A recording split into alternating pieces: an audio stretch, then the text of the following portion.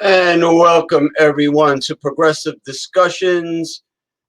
This is New Age Mysticism and Healing, the final instructional, educational video show on the tarot cards, because we're down to the last suit of the minor arcana called the Pentacles. And welcome back, my co-host, the one and only Mr. Damien Owens. How are you this evening? I'm doing excellent, and you? Good, not bad. I got the dark purple amethyst ready and in position to enhance psychic abilities and for a touch of good luck. And it's centered the way it should be. And of course, you people saw it. Thanks to my brother-in-law, who has access to just about anything that one desires. He's almost like a genie in flesh and blood and bone, you know, like a real life genie. But anyway, that's another story. That's another talk show. Anyway, we will not waste any time. We will begin with the suit known as Pentacles. Take it away, Damien Owens. Okay, well, it was fun going along the tarot journey, but like all great journeys, they must come to an end eventually. And now we wrap up the tarot series with the last suit, the Pentacles suit. So the sign for Pentacles, it's obviously an earth sign. Manifestation, it usually is possessions or wealth, whether it's like physical monetary wealth, wealth of knowledge, of things like that. That's usually what Pentacles are associated with. So let's just go ahead and dive into the last suit. All right, so first, as always, we start off with our aces. So first we have our Ace of Pentacles. All right, so whenever an Ace of Pentacles show up, it's time to begin a new endeavor, whether it's, you know, something new financial-wise, or it's going to be something with getting involved with learning from a scholar, what have you. This is what an Ace of Pentacles would usually indicate. So next we move on to our Two of Pentacles. So when the Two of Pentacles shows up, it's now going to be coming together for what it is that needs to be done. So whether it's pulling the resources together to get done what needs to be done, whether it's pulling the money or getting the know-how to get something done, that's when this card comes into play. Okay, now Three of Pentacles. So anytime a Three of Pentacles show up, then this is when you get to kind of brag and show off a little bit of what you've already created. And I don't know if you can see it because of the glare on the screen, but yes, that's usually what this card indicates. You know, you've gotten the resources together, the know-how, and you've gotten a little bit done, but you should be proud of what you've accomplished so far. Okay, next we have our Four of Pentacles. So anytime the Four of Pentacles shows up, like with the Three, you've got something to show off and you got something to show for it. Now it's time to go ahead and be guarded of what you've already accomplished, because if you don't, then you will go to the Five of Pentacles, which shows here. So this is a midway point, but this also shows having a struggle. Anytime there's a struggle, usually it's whether it's having to deal with debt, or you're having difficulty making ends meet, or money is tight at this particular point. But even though this is a hardship and a midway point, it won't last forever. Because next we have our Six of Pentacles. So whenever the Six of Pentacles show up, it's time to, be generous, but also give back. So whether it be, being generous and giving back to those who have helped you, or it could also be, sharing your wealth of money, your wealth of experience. This is what this is all about, generosity. So next, our Seven of Pentacles show up. So when the Seven shows up, it's time to take one step back and see what all you've accomplished so far, but also, reap a little bit of what you have manifested, as shown by right here. You've got plenty to show for, but even if you just take one from the harvest, it's really not going to hurt. So, spoil yourself, show off what you've accomplished so far, or just, just go out and do something with what you've done so far. So with Eight of Pentacles, after seeing what you've created so far, now we're going back and creating more.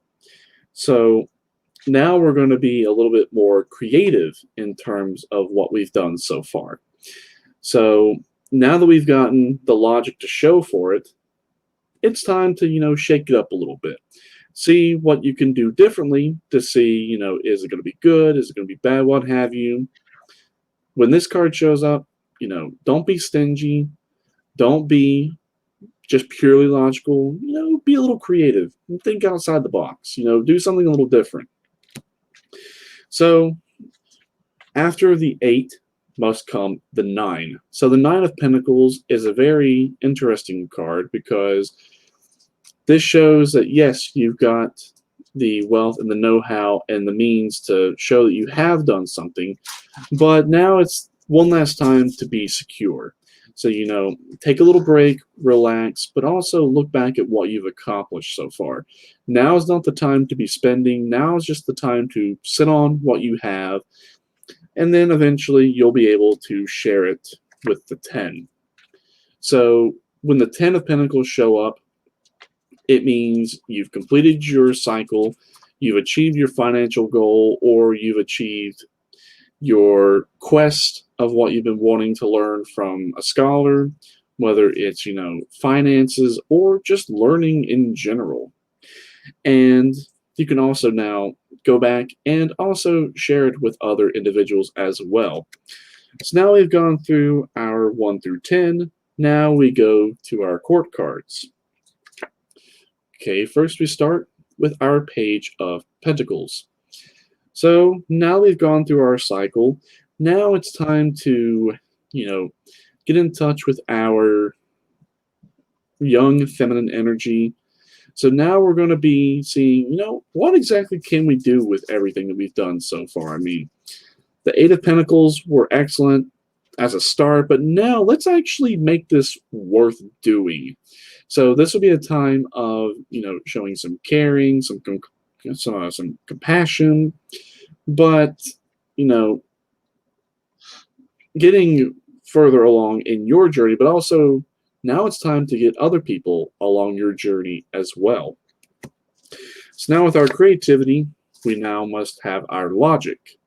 So with the Nine of Pentacles, it's now getting in touch with our young masculine energy.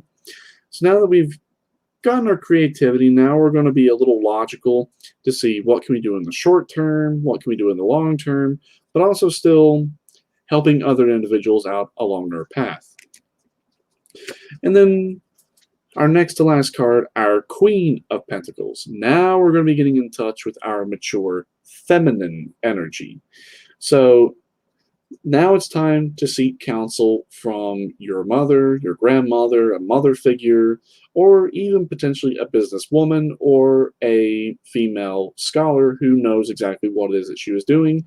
And she will set you on the path in terms of creativity, but still at the same time being kind of loving, nurturing, and compassionate while doing so. So now we've gotten our young feminine and masculine energy and our mature feminine energy. And then lastly, to wrap up everything, our mature masculine energy. So anytime the King of Pentacles shows up, he will go ahead and get you set to your end goal logically. So whatever you set out to do, he will make sure that you get done what needs to be done, and he'll give you the logical know-how, whereas the Queen gave you the creativity know-how. So once he shows up, you will get done what needs to be done, and then you'll go back to your ace, so that way you can go ahead and complete the cycle all over again. So there we have it. We have gone through all 78 cards of the tarot. We've gone through the minor arcana as well as the 4 suits of the minor arcana. It was an excellent journey. I hope everyone who came along enjoyed it. So, like I said, all great journeys must come to an end, but just because this one is ending does not mean that it's going to be the end of all journeys for the tarot. So we'll still be doing stuff with it here in the future. Just we won't be going over what the cards mean. If you missed anything, check back all the other videos as refreshers, or if you want to learn yourself, you can watch the other videos. That way it's a nice, well-oriented introduction, but also just gives you just the straightforward, to the point know-how to get you started. Okay. 7 lucky bells. Thank you, Mr. Damien Owens.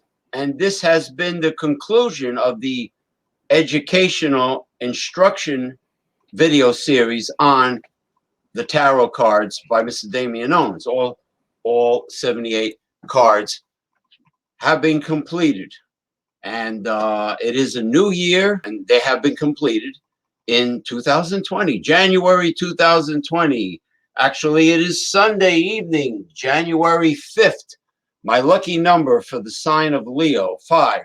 January 5th, 2020 has concluded this series. And now I will decompress from all that education with a sip of Kraken spiced black rum in my favorite glass because it's thick and heavy duty, and I got it at the Dollar Tree for $1.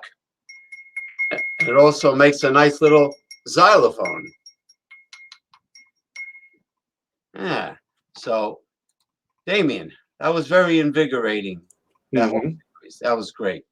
Of course, we have more time to answer questions of our visitors and to do readings and talk about stuff. But let me have some of this. If you have a beverage that you would like to partake in, be my guest. Nothing tonight. Okay, because we're not rigid here. This is an uncensored show, like all the shows that I do. We're not like certain individuals that adhere to very strict rules. Nah, I don't have anything for tonight. Okay. That was good. Now, I want to talk about a subject that's sort of connected to what I discussed last week. Last week, I discussed right-wing religious fanatical zealots. This is about pandering Pollyannas. Sometimes they're connected. Sometimes Pollyannas are connected to sycophants, which is a fancy way of saying brown noser, ass kisser. But Pollyannas, they're the type of people that they do pander because they're so afraid of offending someone. They do not express themselves openly and honestly because they wish not to offend anyone, and they walk on eggshells their entire life. When they go online, the pandering Pollyanna usually only goes online to work or play, have fun. As soon as you bring up a serious subject, they refrain from replying to you or conversing with you, or sometimes they just vanish. Yep. And there are people that I have seen doing those all those craft beer shows and whatever. I have seen religious zealots. I'm not going to mention any names. There's not many of them because a lot of those guys are cool. I just want to say I really like a lot of those guys. Some of them are zealots. Some of them are pandering Pollyannas, and some of them are just basically just fanatics. One of them only wants to talk about beer, no matter what you say. You talk about current events, politics, uh, human psychology, sociology, whatever you talk about, science, but beer, beer, beer, beer. It's like the Odd Couple. Oscar Madison had a poker buddy. His name was Speed. If Speed couldn't play poker 24/7, he would take a tantrum. Like if Felix had an issue, Felix Unger, hey, when are we going to start playing? Hey, Oscar, what's going on? The game stopped. These are the fanatics. And I have openly, actually, I did it tonight like a fool, again for the third or fourth time. I gave the link to join the show to a fanatic, and the person doesn't want to come on. Doesn't want to come on, but it doesn't make sense to show your talents in a private video hangout and not want to come public where you get maximum exposure. This is a live stream show on YouTube, for God's sakes. If you have talent, show it on live stream video. Don't do it privately. See, I can never be a shrink. And I've said this before. I would probably end up smothering my patients with a pillow. It doesn't make sense. It's like when Captain Kirk on Star Trek used the word dunzel, that which is of no useful purpose. Why do anything illogical? It's beyond me. But the pandering Pollyanna looks at the world through rose-colored glasses, and everybody's wonderful, like that stupid song, in its own way. I love everybody. Barney the dinosaur, I love you, you love me. Oh, I'm so sorry that I might have offended you. They want to be loved and liked by everyone. So what happens? They don't speak their mind. Kind of like the late, great George Carlin and a lot of the things that he said. They just are afraid to speak their mind. And I see it on, I'm divorced, so I got dating apps. I see it on Tinder where you read the profile and the girl goes, "Oh, I'm positive. I love people. I'm outgoing. Oh, I want good vibes only." I says, "Hey, that's not the real world. You want just good vibes? You want just positive people? I mean, life is a roller coaster. You have good, you have evil, you have ups and downs, you have crisis, you have great things that happen. It's like you have to be adaptable to the changes of life. These people are, in layman's terms, full of shit when they say that only positivity must surround me. Now, it's okay to eliminate toxic people from your life if you know they're toxic. That's great, because that only improves your life and your situation, and your energy improves. But you have to be adaptable. You have to be willing to discuss anything worth discussing. And I know the religious, fanatical zealots always vote Republican. All the ones I ever met, they want to control your life. They want to tell you how to live your life, how you live your life, what they feel you're doing wrong. And they all claim, they don't claim it, but they all act like they have a bat phone to God, which they have not proven exists. And they reject science, of course. So, that's basically, I just wanted to sum it up about the pandering Pollyannas, the right-wing zealots, and people like that, of that nature. Yeah, well, I mean, I hate to say it at this point, that's just our society now. Like a lot of people that vote that believe in the bullshit known as trickle-down economics, many of those, and that vote Republican, and that are pro-capitalism, many of those people live check to check, week to week, month to month, and many don't have a pot to piss in. And yet they're voting for people who do not have their backs. And that's the American society we have now. The American voter is not the most reliable source of for any election. It's kind of a roll of the dice, even if you spend millions in your campaign. You just have to play the numbers game and hope for the best. If you happen to be a socialist, progressive candidate, an independent, which is the only ones I trust, you just have to go for the numbers game and hope for the best. But I know there are more people from red states that are so desperate and or angry with their living conditions that they are starting to vote progressive. I'm hearing and reading many stories like that, where people are just at the end of their rope.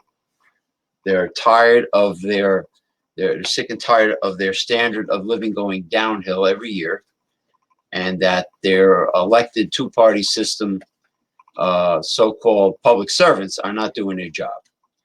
And they're smartening up in this campaign.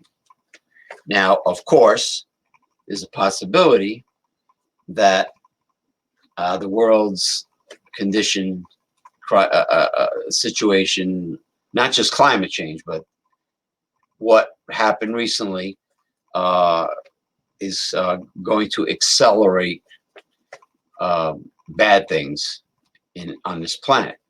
Because why? You numbskulls, you imbeciles, happen to vote in a person who simply is just a real estate, and I don't want to call him he's a tycoon because of his father took him under his wing. But if it wasn't for his father, he would be a nothing. He's a real estate mogul, if you want to call him, and an entertainer. He's not a constitutional lawyer. He's not even a lawyer. He's not a professor. He's not a career politician. He's just an entertainer who, and we didn't have many choices because the DNC screwed over Bernie Sanders, and we had the frying pan and the furnace, column A and column B. You want the joke of the century, or do you want Hillary Clinton?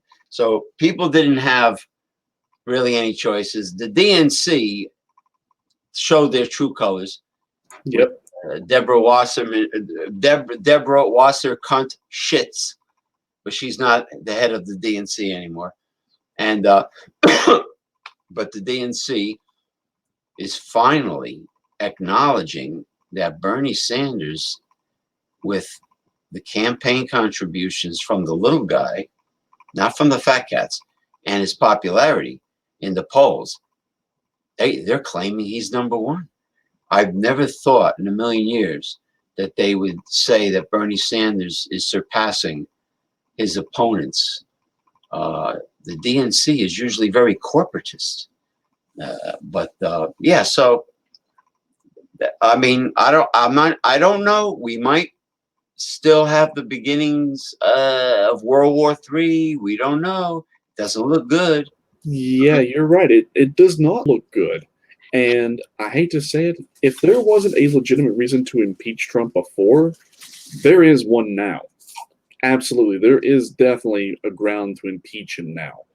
Because by his assassination of that Iranian general in Iraq, who, in all honesty, they've really yet to prove their claims, what they're claiming about him, that, he was planning to kill so many Americans. Okay, where's the proof? I mean, they've shown very sketchy, spotty evidence at that. And killing a military official of another country is technically an act of war. Can you just imagine if some Iranian general killed an American general? Oh, hell. There would have been hell to pay. And yeah, yes, World War III would have been declared right then and there. Now, the second ground that actually inadvertently has caused Trump to become impeachable by this, by him doing this act of war. If war was to be declared on Iran, according to the U.S. Constitution, there has to be a vote by both houses of Congress. So if he goes to war without congressional approval, he is in violation of the U.S. Constitution, and he would have also been in violation of the War Powers Clause and also the War Powers Act. So right now, he's already got another grounds of impeachment, potentially two hanging in the wind to see exactly what happens. Now, I will go ahead and tell you right now, by the U.S. Embassy in Iraq being attacked, this is why I tell a lot of war hawks and pro-war people. If you are so concerned about American lives, don't put them in areas where this shit's going to happen. You know, if you don't want American lives being taken unnecessarily, don't put them in situations where they'll be taken unnecessarily. Like, oh, I don't know, to give a great example of modern history, why they didn't invade mainland Japan, because it would have costed well over 1 million American troops. So, yeah, let's take a little lesson from the history books here. And besides that, the U.S. wants to act like Iran has no reason, no legitimate reason whatsoever that, you know, the U.S. and Iran relations should be the way they are right now. There is no reason why it should be. But they are so quick to forget exactly what happened back in the 1950s in Iran. See, Iran used to be pro-America and pro-West. And in fact, they elected a democratically elected candidate, not a religious theocracy that they have now, like with the Ayatollah. They actually had a democratically elected leader called Dr. Mohammad Mossadegh. And he was pro-America and pro-West. And you know what? He could have been a very excellent ally in the Middle East for the United States as well as capitalism in the 1950s, when there was that surge of American exceptionalism and the surge of capitalistic expansion to show that, you know, capitalism is much better than communism, which sparked off the Cold War. Well, Dr. Mohammad Mossadegh was very educated. Again, he was pro-America, pro-West, pro-capitalism, and he was democratically elected. But he was overthrown by the US and the UK and capitalism, all because he denied British Petroleum a monopoly, and they carried out various false flag terror operations to blame it on communists and leftists to say, you know, up with communism, up with this, down with Mossadegh, down with Allah. And, you know, the Iranian people brought down Dr. Mohammad Mossadegh as a result of these false flag terror ops that really he didn't carry out, the US did. So he died in prison. Now, some of his other cohorts, they didn't fare so well. In fact, they were executed. Henceforth, why there was the Shah later on, which was much more brutal than what the Ayatollah and the Revolutionary Guard are like now in modern day Iran.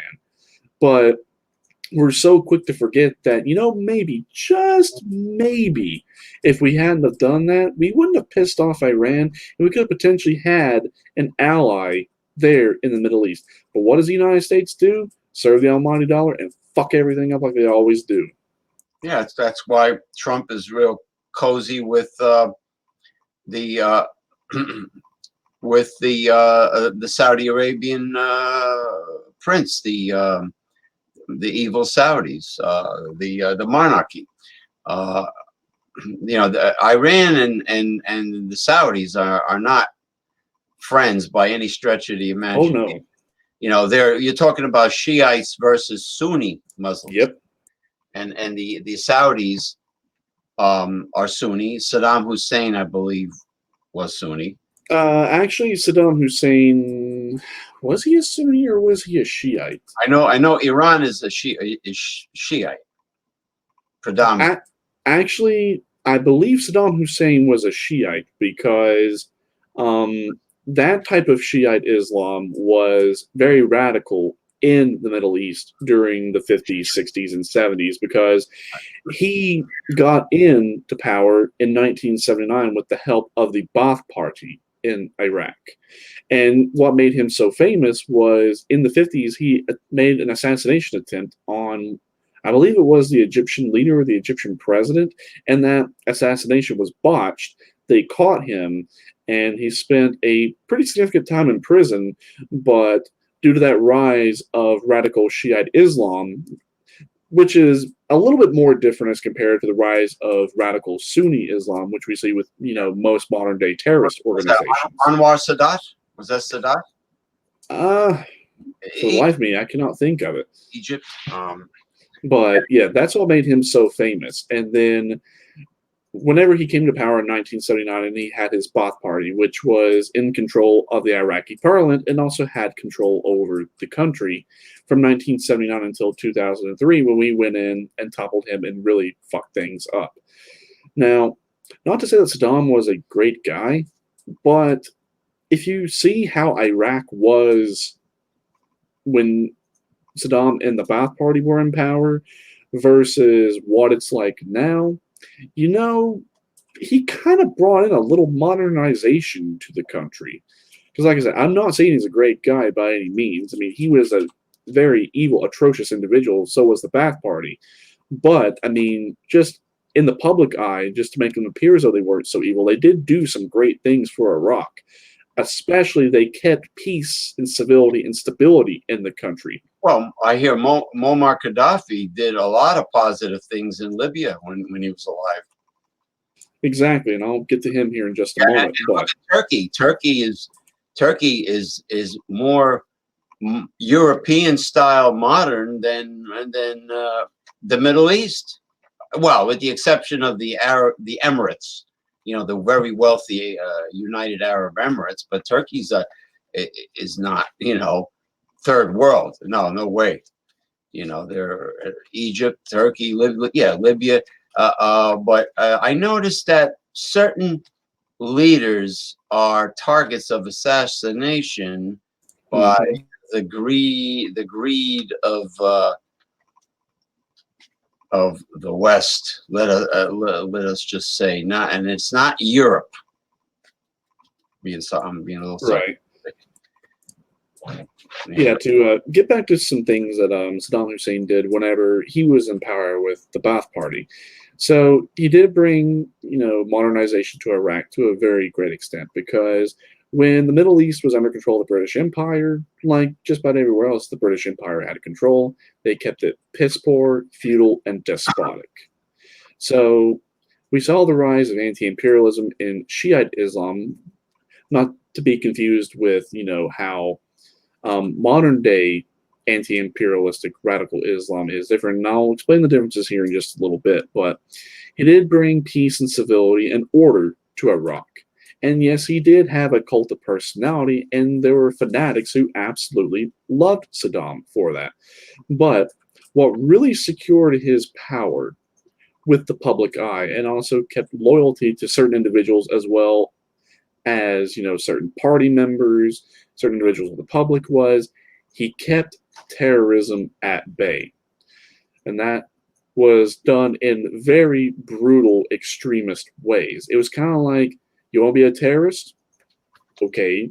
You want to be a terrorist for my government? Okay, fine. I approve of that. Come on in. We'll take you. Are you going to be a terrorist against my government? Boom. Dead. No, motherfucker, I don't think so. He didn't want competition on his terrorism. That's the reason why he did it so well and kept civility and order by his reign of terror.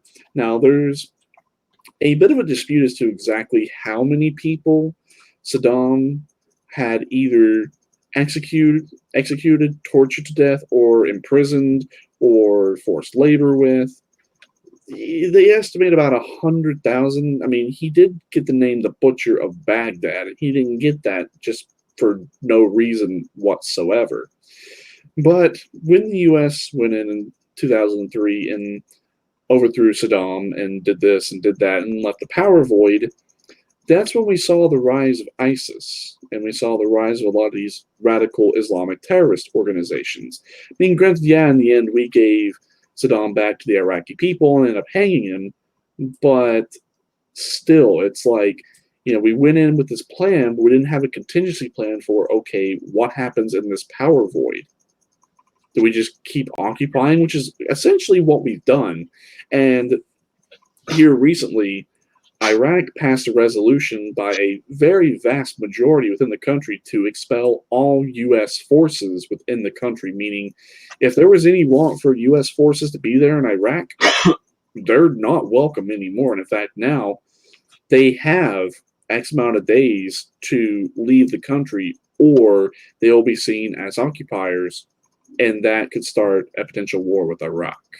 Yeah. Well, yeah, because the military-industrial complex of the United States has a tendency to invade, occupy for profitable reasons, like big oil or stealing other people's oil, other countries' oil, rather.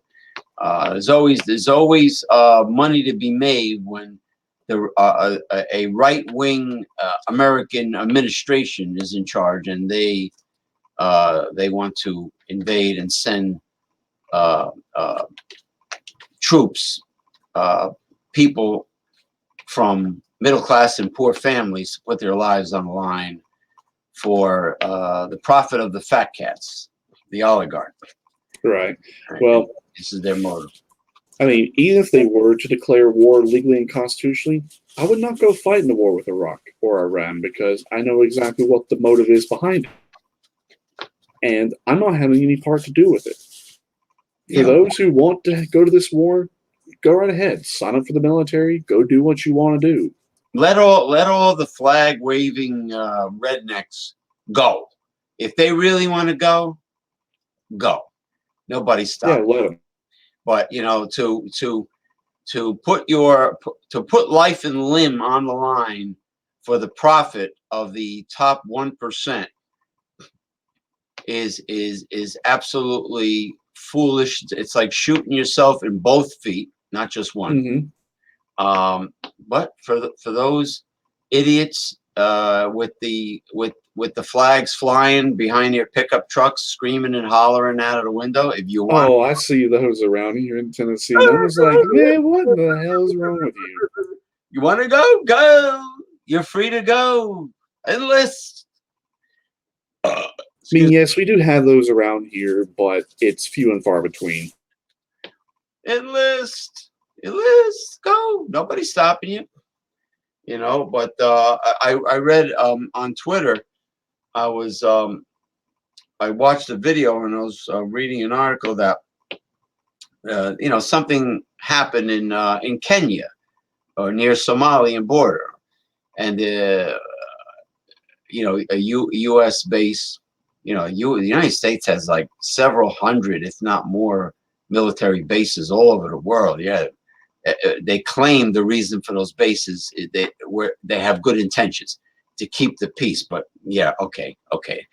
So the Kenyans say no special forces in Kenya, or most likely any African country, is going to fight in World War III. Is going to participate in World War III. They flat out refuse. I gave them thumbs up, the fist, the muscle, I gave them this. Right on, brother. Yep. I don't blame them. That was smart of them. You're not going to draft us to go fight in World War III like when Dick Cheney sent all the children of the middle class, well, mostly poor kids, over to die for his wars of profit, and this is the nature or the mentality of the right wing. This is what the Republicans want, because if progressives are in charge, you wouldn't have seen this incident. There would not be any wars for profit. Right. I mean, I'm not really for war, but you better believe if I'm beating the war drum, you better believe that it's gotta be something worth actually going to war over. Yeah. Because I'm usually the last person to be like, you know what? Let's see what we can do peacefully. But I know sometimes peacefulness is not exactly a viable option to where you actually do have to have armed intervention. Yes, sometimes I get it. However, a lot of times it can all be traced back to one bad decision that we have made. So, if there was ever an invasion here in the US, yes, I would take up arms and yes, I would fight because this is my land, even though I know the history behind our country. I was born here, I lived here, this is my country. So I'm going to stay here and fight and defend myself and my freedoms and my country. But where the line is crossed is I will not leave my country to fight for any reason. What happens outside of our borders, that's not really our problem, our fault, our responsibility. So if something were to happen in Iran, let that be their issue. But inadvertently, by fucking Cheeto Puff, Cheeto dust covered orangutan, killing an Iranian general, who, like I said, they really yet to show any real claims of what they're claiming about him. Well, he has a reputation of profusely lying every day. So how do we Yes, know him, Trump, and Pompeo's excuse for sending the drone attack was exactly. what they claimed to be? We don't know. But,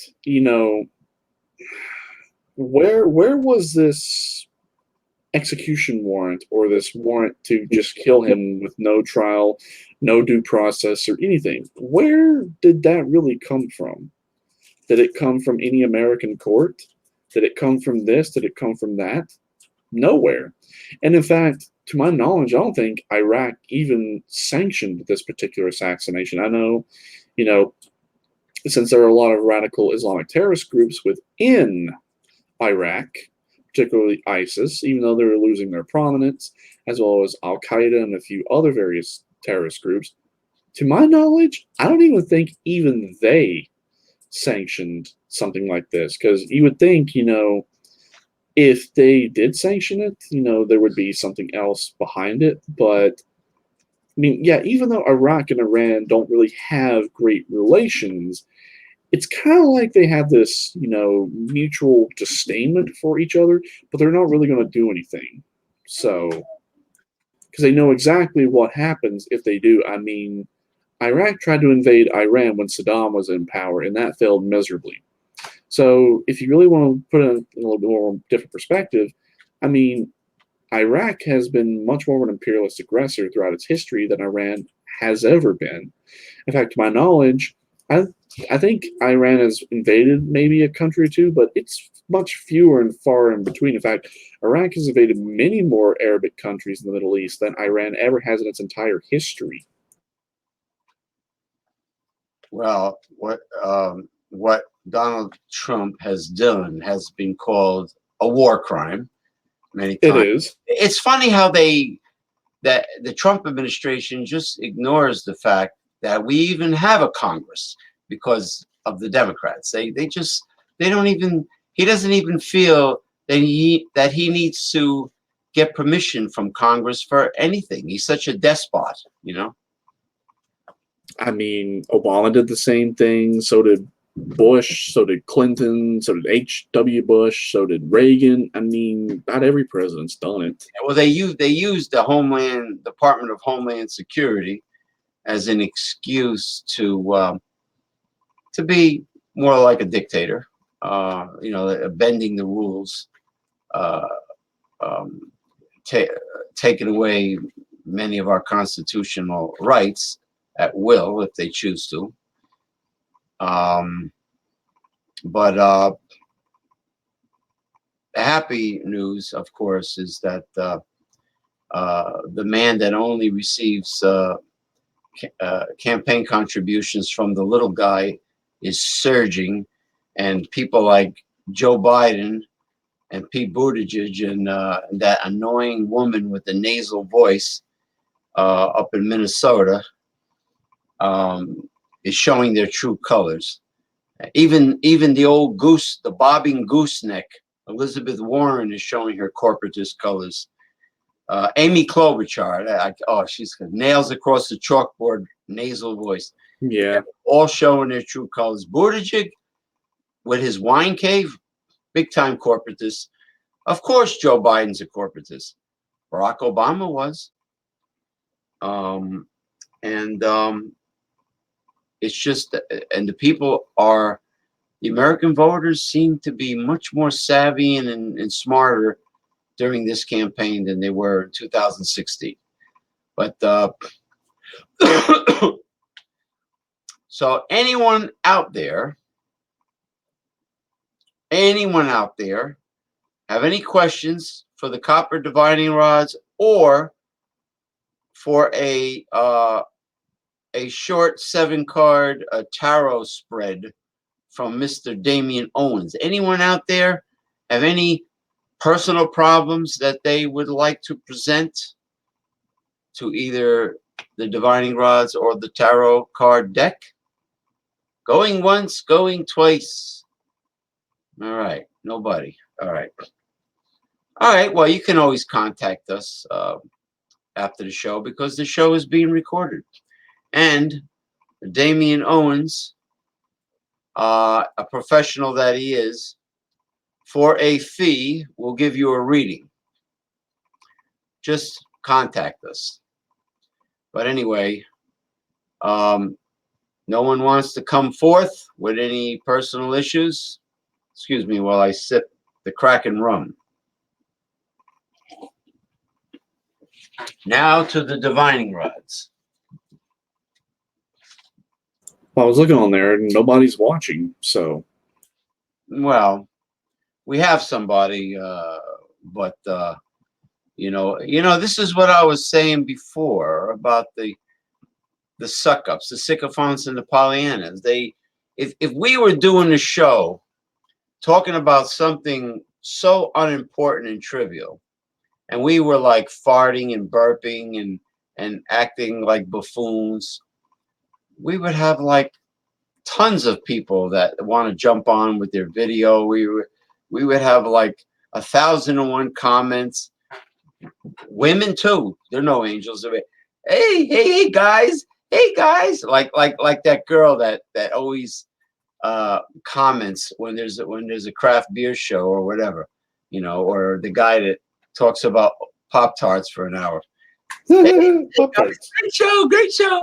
Yeah, great show, guys. Well, I mean, if you want to have something interesting to talk about besides Pop-Tarts, I mean, we could talk about Funyuns. I mean, I love Funyuns. Funyuns.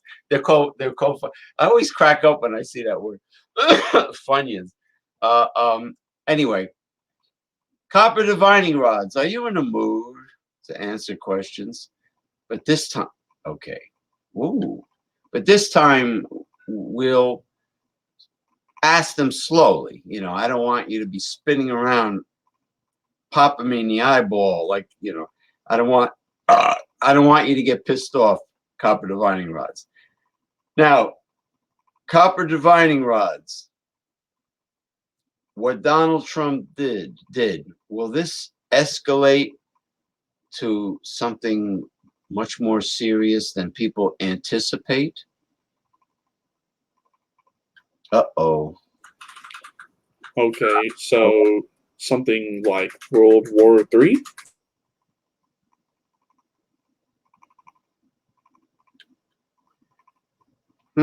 So in other words, two countries are in a major conflict. A third country goes in there, like with World War I. It'll be more and more countries getting involved in this. Copper divining rods? Yes. Oh boy. And this blood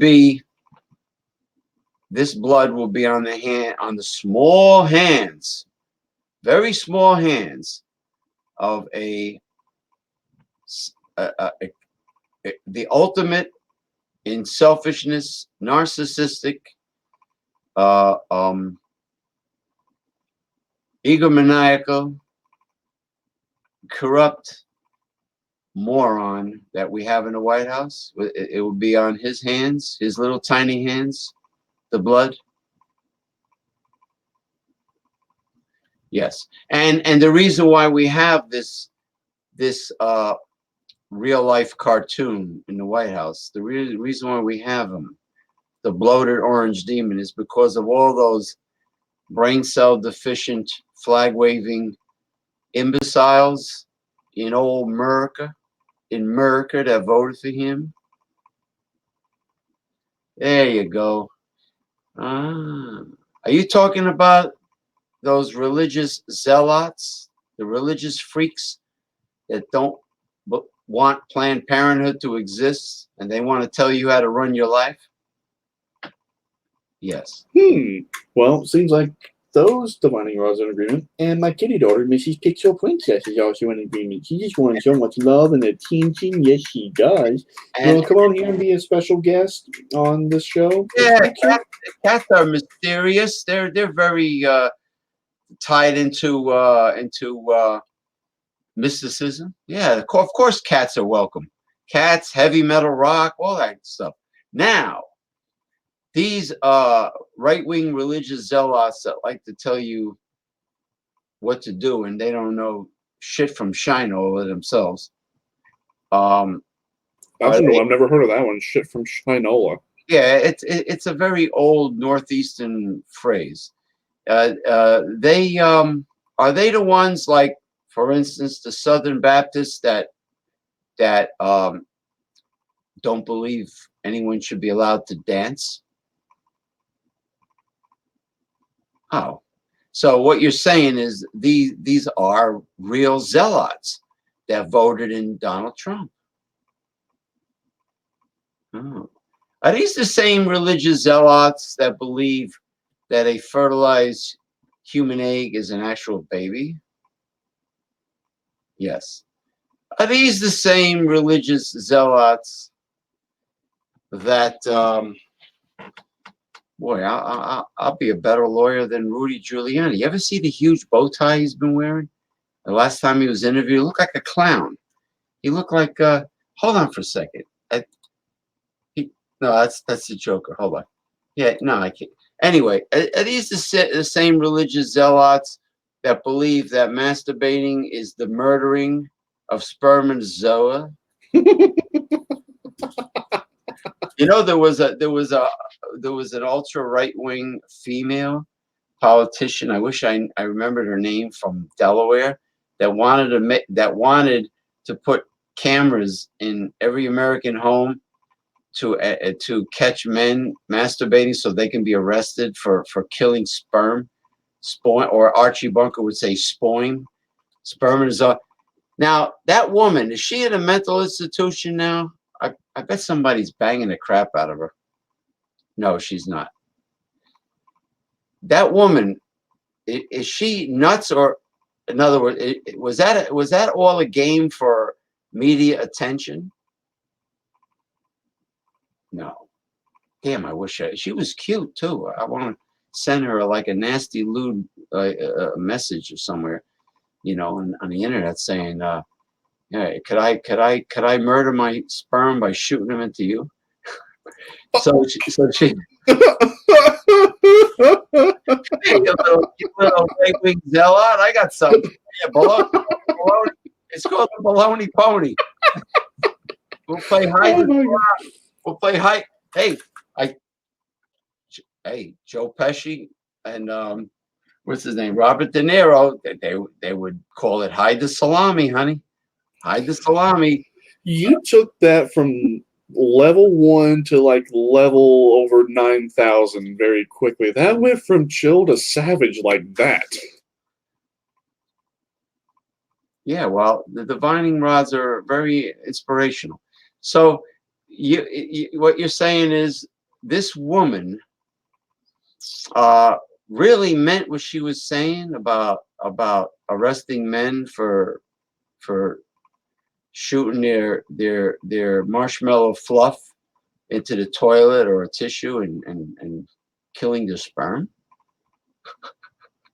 So she's that much of a zealot? that Republican politician. Oh my gosh, she's that much of a zealot. Well, you know what? You have to come up with important questions and also controversial questions. When people out there don't have anything personal to ask us, got to come up with something. All right. Well, if that's the case, let's see here. Yeah. Yeah. Well, fun. You look like you're enjoying your Funyuns.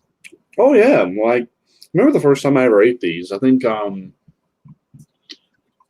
of my friends, he brought down a bag of these one night when we were having a sleepover. We were having an all-night game-a-thon, and he brought a whole bag of these, and I was just like, you know what? These are actually pretty damn good. Now, as I was saying, You said you like Mexican restaurant tortilla chips, correct? well, I like Mexican restaurant tortilla chips, but these they taste like onion rings. Yeah, it says right here on the name, Funyuns, onion flavored rings, and when you look at them, I mean, they look just like an onion ring. Just they don't have the breading. It's just they're very crunchy and they're very crispy. They used to have different flavors of them, but now there's only this one and the flaming hot. The flaming hot ones really are not that hot. They don't really taste all that great. At least I don't think so. Now my favorite ones they had were the steakhouse onion Funyuns. They tasted just like the cactus blossom that you get as an appetizer from Texas Roadhouse. You talking about the bloomin' onion? Yeah. Oh, I love those. I used to get them at the Outback Steakhouse, and the sauce was unbelievable. That they used to give you that dipping sauce, and that was, you know what that dipping sauce tastes like? The walkabout soup. They had an onion-based walkabout soup that they call at the Outback, and it was unbelievable. But the dipping sauce for that bloomin' onion. And you could buy the apparatus for cutting the onion into that fashion, like a flower, if you had a deep fryer. You know, they sold them, and but you can get all those recipes online now. That was unbelievably tasty. I bet they use onion powder when they make the Funyuns, which is fine. You know, they probably mix it. Well, compared to a lot of ingredients that you would expect with something like this, but here's the ingredients. So, enriched cornmeal. Then, of course, you got niacin, thiamine, monotitrate, whatever that is, riboflavin, folic acid, vegetable oil. They use different kinds. They use corn, canola, and or sunflower oil. Salt, less than 2% of the following. So they use cornstarch, sugar, corn flour, buttermilk, maltodextrin made from corn. Yes, onion powder is also one of the ingredients. MSG, monosodium glutamate for flavor enhancing. Right. Hydrolyzed corn protein, dextrose, garlic powder, natural flavors, and gum arabic. Now, for something like this, you know, you would expect it to have a lot of calories, but believe it or not, it actually is very low calories. It's only 140 calories per serving, and per serving is considered 13 of the onion rings, so only 140 calories. So that's actually not bad. Well, many of the initial ingredients you mentioned are just B-complex vitamins. But here's a breakdown of everything else. So it's only got 6 grams of total fat, 8% of your daily allowance. It has 1 gram of saturated fat, but it has no trans fat. Now the saturated fat is 4% of your daily allowance. Hey buddy. Now it has no cholesterol, so no cholesterol. So that's definitely excellent. Then sodium is very low. You would expect it to be packed with salt, but it's got very low salt. It's only got 280 milligrams of salt per serving, which is 12% of your daily allowance. Total carbs, only 19 grams. So your it's 7% of your daily allowance. Dietary fiber is less than 1 gram. Total sugars less than 1 gram, but 2 grams of protein. Oh, wow. So the numbers are not that bad with the old Funyuns. Yeah. Now, some additional nutritional information. It's got a little bit of vitamin D, a little bit of calcium, a little bit of iron, and a little bit of potassium. But it says not a significant source of added sugars. So, But you know what I noticed that is very positive? You didn't say, you did not read the words partially hydrogenated oil, which are trans fats. I don't believe the Funyuns contain trans fats because you would have said hydrogenated oil. yes, it's got 1 gram of saturated fat, but no trans fat. Good. That's excellent news because that is toxic. That is way more toxic than any saturated fat can be. That is horrible. That's the old-fashioned margarine and the non-dairy creamers, you know, like Coffee Mate and many products had used to have trans fat, but now now the margarines are trans fat free, which is good news because it turns carcinogenic very easily. I've always just used regular old butter. I've never used like margarine or lard or anything. I just use regular butter. You know what butter is great? It's called Kerrygold. It's from pasture-fed cows from Ireland. Pasture, like the cattle in Argentina, free range, grass fed. That's the word I was looking for. Grass fed cows, the old fashioned way, like when they used to let the chickens just wander off and eat anything they wanted. And chickens are not vegans. I got news for you, Yeah. militant vegans out there. Chickens are very much carnivores and predatory and opportunistic and scavenging. They're all the above. Chickens are all the above. Yes, and I mean, I love chicken. I love fried chicken. I love grilled chicken. I love baked chicken. I love chicken in all kinds of different sauces. But they are some of the nastiest animals you will ever see. They will eat stuff out of their own shit. Okay. They might be worse than pigs in some ways. Well, I mean, Well, I love chicken, but I love pork. Now, I love eating pork rinds. I know that's something that you probably didn't know about me, but I love different flavored pork rinds. And whenever I get lunch, I go in the break room at work and they have, some different chips you can choose from, but they have this brand called Tubbs barbecue flavored pork rinds, and they sell them, for about, I think, like 89 cents for a small bag of them. And when people see me getting them, they're like, ew, why would you eat that stuff? listen, I'm like, they also used to call them pork rinds crackling. You know, Dr. Robert C. Atkins used to say for his ketogenic diet program, the best snacks that you can possibly eat are nuts and or seeds, nuts and seeds, and pork rinds. Pork mhm. rinds are actually high in nutritional value. They're actually good for you. They really are. So when people that are brainwashed by orthodox medicine thinking that they demonize all fats, when they see you eat pork rinds, they're thinking about all the people that are anti-pork for either religious reasons or whatever, or registered dietitians that demonize all fats. Pork rinds are actually high in nutrition, and what healthy fat does, it stabilizes your blood sugar, so you don't have the munchies. You don't have a yo-yo syndrome where you're starving while you're dieting. Hmm. Once your blood sugar is evenly stabilized, you're feeling full much longer throughout the day, and you will have a feeling of fullness.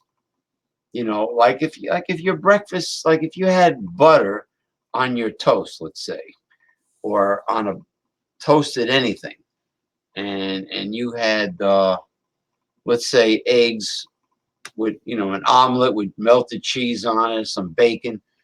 Now you're going to feel full a lot longer, maybe up until lunchtime and beyond, than if you had a very low fat vegan breakfast. You'll be starving by lunchtime Mm-hmm. because your blood sugar is going to go up and then dip sharply. Yep. So by lunchtime, your stomach's going to be like growling and like, "Ugh," you know, and that's the truth about fats, but healthy fats, you know. I mean, yeah, I'll eat. I like to eat something like that for breakfast. I mean, I can eat breakfast about any time of day. It doesn't really bother me. But there's been times where yeah, I've eaten something like that for breakfast. But then yet, when I go for lunch, I'll eat just a regular salad. It really doesn't bother me all that much. And I found that if you do that for breakfast, like the way you described, and then if you eat a salad for lunch, you actually can stay fuller a lot longer throughout the day. So whenever you eat dinner, you'll eat a sensible portion of dinner and, not wake up with hunger pains in the middle of the night. Now, in the case of salad, I will never eat iceberg lettuce because there is very little nutritional value. I'll eat romaine lettuce. I'll eat raw spinach, which both of them are very high in nutritional value. I love homemade coleslaw because I love cabbage. Coleslaw. I love cabbage. But I'll eat salad, but my favorite dressing, and that's a funny word for sauce that goes on a salad, they call it dressing, is chunky blue cheese. That's my Wow. favorite I salad. like anything blue cheese. Ugh. You don't like that mold? That mold is tasty, man. Not me. If I'm going to put something on a salad, I'm either going to just stick with ranch, Italian, or a little honey mustard. You like Dijon vinaigrette or balsamic vinaigrette, whatever they. I've tried it. Not really my thing. But I'm kind of weird. I can eat a salad without dressing because, like, some salads, if you put dressing on it, you're going to ruin it. Now, some salads taste a lot better with dressing. It all just depends on what they put in it. You know what's a funny dressing? Thousand Island. All it probably is ranch with ketchup in it. Well, the only thing I can think of, like Thousand Island, that I've had is if you go to McDonald's and get a Big Mac. The Mac sauce, it essentially is Big Mac sauce. That's Thousand Island dressing. Well, it's Thousand Island dressing with a little extra something or another in there. I don't really know what it is, but not that it's a bad thing. I mean, yeah, I go to McDonald's and yeah, I eat fast food, even though I probably shouldn't. But you know what? If you eat it only once a week, in the overall scheme of things, it's really not going to hurt you in the long term. It's only when you eat it habitually, day in and day out, and you eat it like 3 squares a day. Now, there are some things at certain fast foods I will not eat. I'll go to McDonald's. Yeah, I'll get a Big Mac. I'll get like their cheeseburger or their quarter pounder. No problem. But I will not eat their chicken nuggets or their McChicken. Well, the oil that they use to deep fry at McDonald's is not like pure natural vegetable oil. It's actually crap. It's actually not good. And if you ever watch Chef Jamie Oliver's YouTube video about pink slime being utilized by McDonald's, you would switch to another fast food establishment. I mean, I don't prioritize eating McDonald's. I mean, there are other fast food restaurants I'd rather eat at, but I've seen the pink slime, but I don't really think so. If anything, I don't think they actually use real meat at McDonald's. If anything, I would believe it's probably soybeans or some kind of vegetable alternative because something's just kind of off about the burgers, but it's not that it's bad. It's just kind of like there's a little something or another in it. They say that about fast food milkshakes, that they're not like, if they don't say real dairy milkshakes, they're most likely soy milk shakes made from some kind of hydrolyzed soy protein or whatever the hell they're using. Mm-hmm. I mean, I always wondered. I love Popeyes, but damn it, they have no Popeyes. But they have no milkshakes.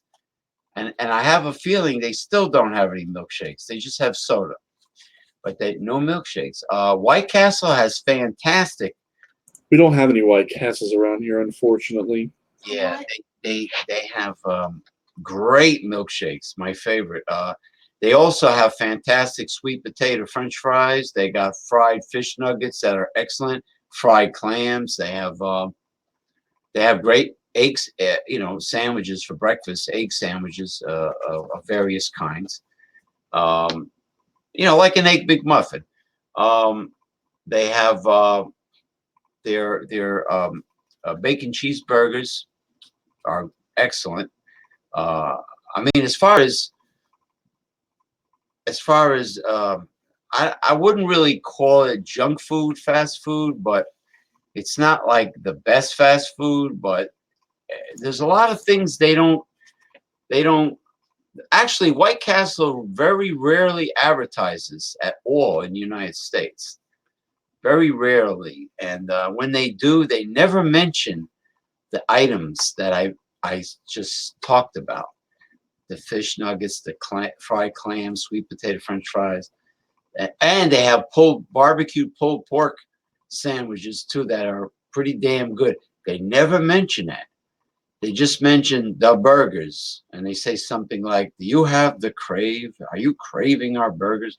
It's like a very short, low budget commercial, but they do have great items that they really choose not to spend money on advertisement. I know Right.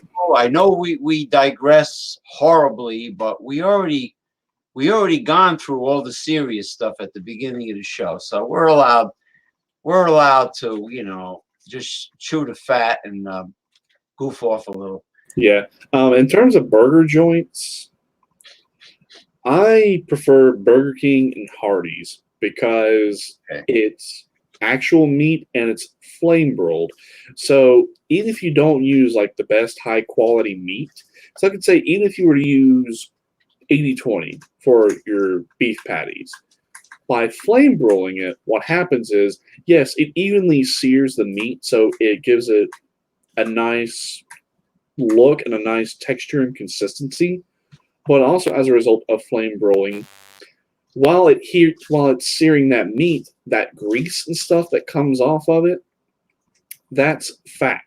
And that actually, in a lot of ways, bumps up the quality of the meat. So you could actually take an 80/20 and turn it into like 85/15 or even like 90/10. Oh, and speaking of Burger King, I went to Burger King and tried their Impossible Whopper. And oh boy, what an interesting analysis that was. So their advertisement they've got is that they say that beef eaters cannot really taste a difference in terms of the Whopper. And I found one little flaw in that advertisement. Hang on just one second. So, in terms of taste, texture, and consistency, it is virtually identical. So when you look at it, yes, it looks like a Whopper. It's got the taste, the texture, and the consistency of a Whopper. But unless you're paying attention and you eat a lot of burgers and you've had a variety of different burgers like I have, they overlooked one thing when they made the Impossible Whopper. Now, most people are probably not going to pick up on this, but if you do, I'd be curious to see if you can. But it's not as juicy and it's not as savory as a regular Whopper. Well, let me tell you something. I've had every veggie burger from Trader Joe's, organic veggie burger. I've had them all, and they do not taste like the big 8-ounce, Black Angus beef burgers that I make at home and wrap it in butcher paper, parchment paper, and freeze. They do not taste like real beef. I could tell. So the commercial can say what they want. There's nothing like the real thing, baby. Like that. It's the closest option and the closest thing we've gotten so far. Yeah. Now, if you're a vegan, you could take some soy, hydrolyzed soy protein, as long as it's non-GMO soybeans. of course, the soybeans grown in the United States is crap. It's all GMO, Monsanto, Frankenfood. But if you, let's say you get some tofu, hydrolyzed soy protein, you pulverize some mushroom, which mushroom has a beefy flavor anyway, and you add some things to it here and there. Wheat gluten, which they call seitan, I believe, in Japan. Yeah, sounds about right. Yeah, wheat gluten is used by, I hear the Shaolin Buddhist monks. They use wheat gluten in their vegan. And I've had some Chinese, what they call mock duck, made from marinated seasoned wheat gluten, and it was damn good.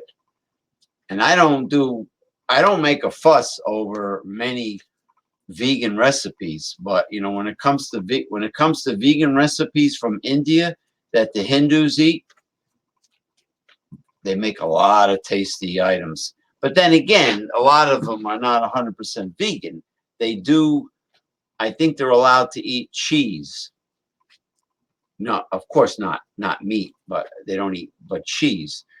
So some of them have cheese in it.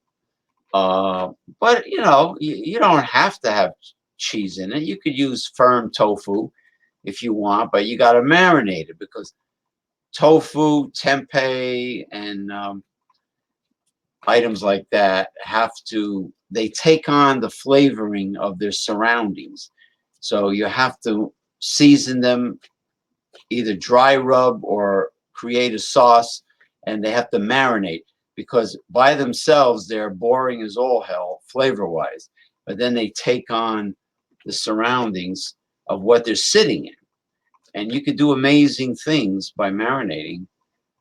So it's not totally hopeless for vegans, but you got to remember, vitamin B12 is only available in animal flesh, in animal-based foods, brewer's yeast, and tempeh. Because why? Because there's yeast involved.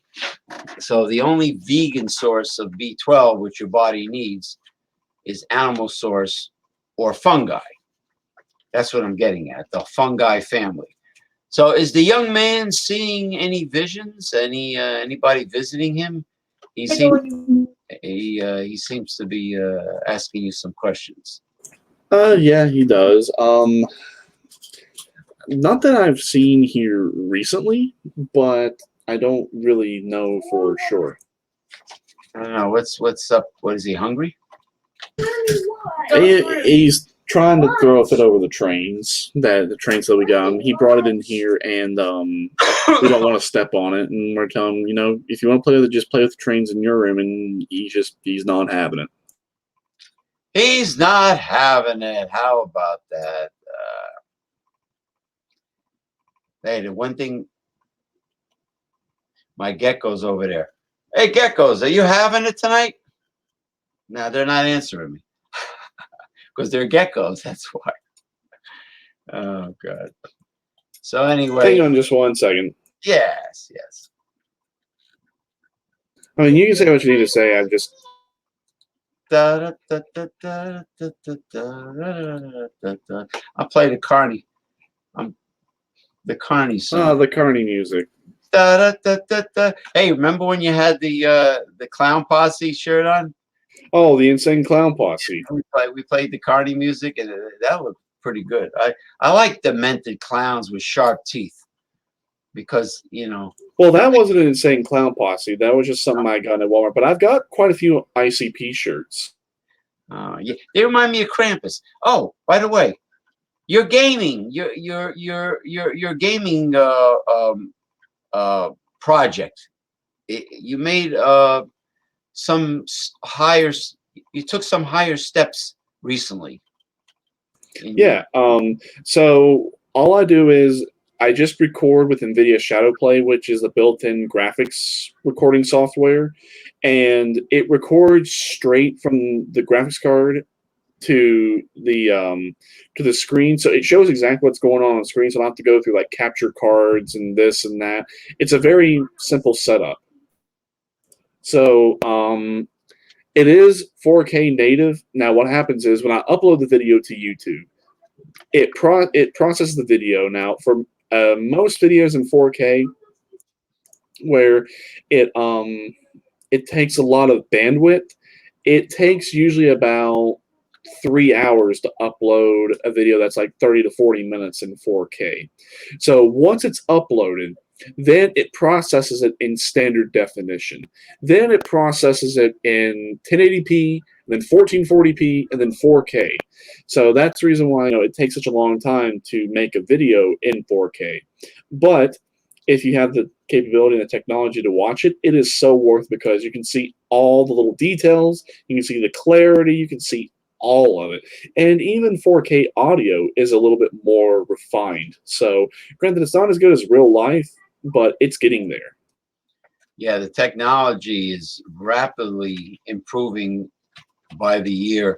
And yeah, Mr. Damien Owens is an expert at high-tech gaming. He's a gamer as well as a soothsayer and a political analyst, a progressive left-wing political analyst, and among other things, an expert hunter, and he's going to, in the near future, attempt to make his own craft beer and stout. Yes, and video reviews are going to be coming back. And video reviews are going to be coming back. Yes, and he does a good job reviewing food, like the famous Asian noodle soups, the atomic infernos that he has. Oh, the Korean fire noodles and the nuclear fire noodles. Yeah, oh man, you were crying. You recorded that video, right? Yeah. The regular fire noodles I can tolerate, but that's to my limit. Now the nuclear fire noodles, the double spicy, oh, those were excruciating. So yes, even though I was drinking milk, it was doing nada. It did nothing for the lips. It did nothing for the mouth, the tongue, the throat, all the way down. It did nothing. No matter how much I drink, it did nothing. Well, they're in the archives. They're there, so you can always, even when you're 95 years old, you can always go back and watch it and say, hey kids, there's Daddy suffering. Yeah. Now they came out with a triple spicy, but they're not called triple spicy. They're in these little mini blocks, and what they've done is they've taken Korean ghost peppers and they've super extracted them to where they could not be extracted anymore, and they are painfully hot. Now, the double spicy, to put into perspective as to what it feels like, whenever you take that first bite, you are lit up like that.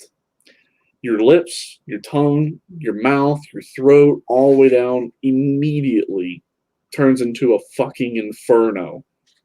And it is like you have swallowed propane and took a grill lighter to the inside of your mouth, and that's what it feels like. I mean, it's not a low heat, it's a very hot, high burning heat, Right. and it is relentless.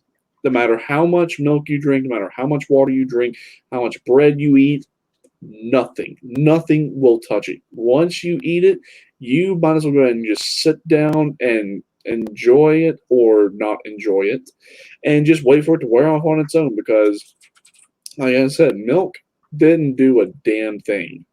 Now, the regular fire noodles, yes, they are hot, but that's more of a low heat. So, yeah, it's hot, it's spicy, but it's flavorful. So the double spicy does not really have a lot of flavor. It's just more or less just excruciating pain. Now, the regular fire noodles, they have like a sweet, tangy, as well as a little bit of a savory flavor to them. I mean, they're very delicious.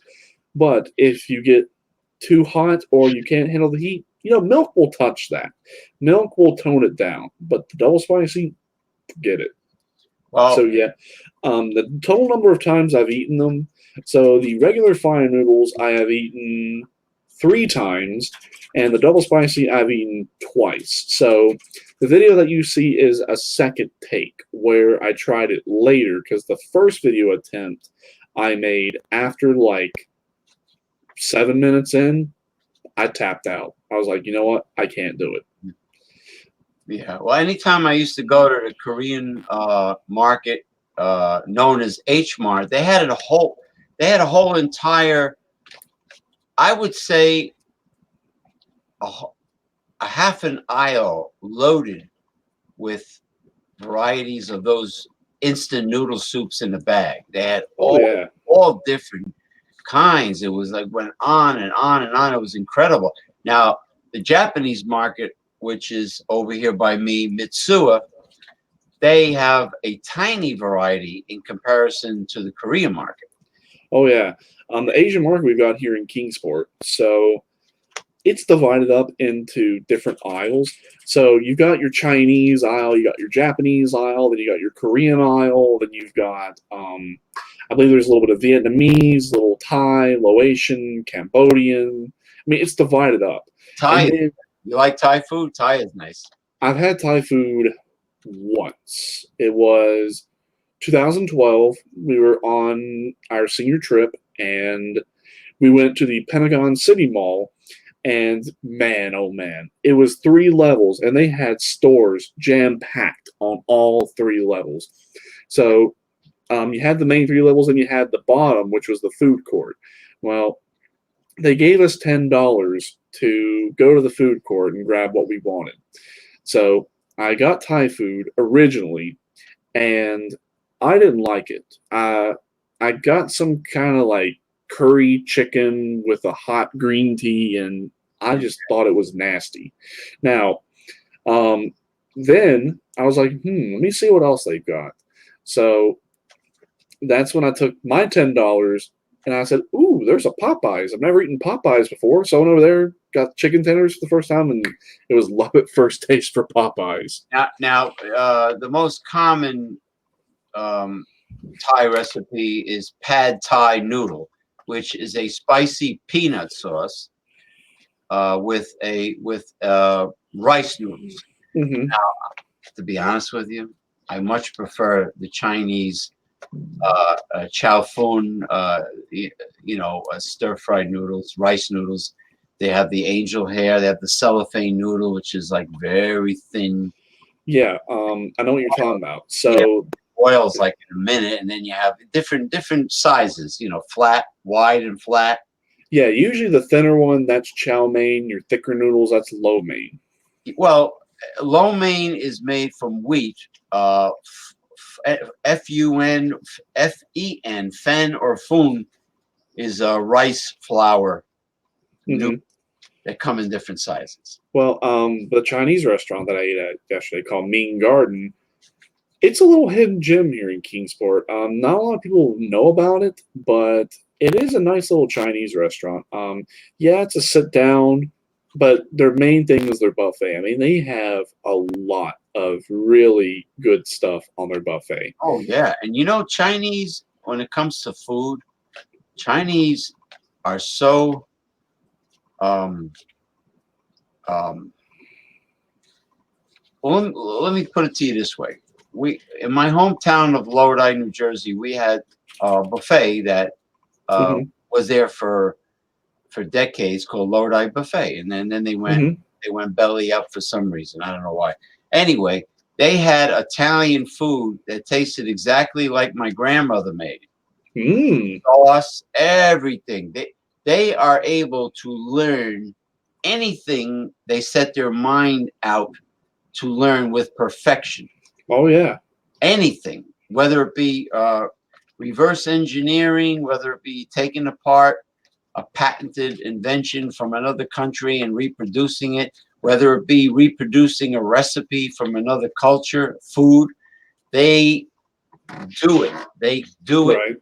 with perfection because let me tell you, the Italian food in the Italian section was home style. It was great. Even the fried squid, the calamari, whatever, the sauce, everything was done exactly like the old ladies in my family did. Mm-hmm. So, it doesn't surprise me if you tell me that a Chinese buffet is excellent, or Mm-hmm.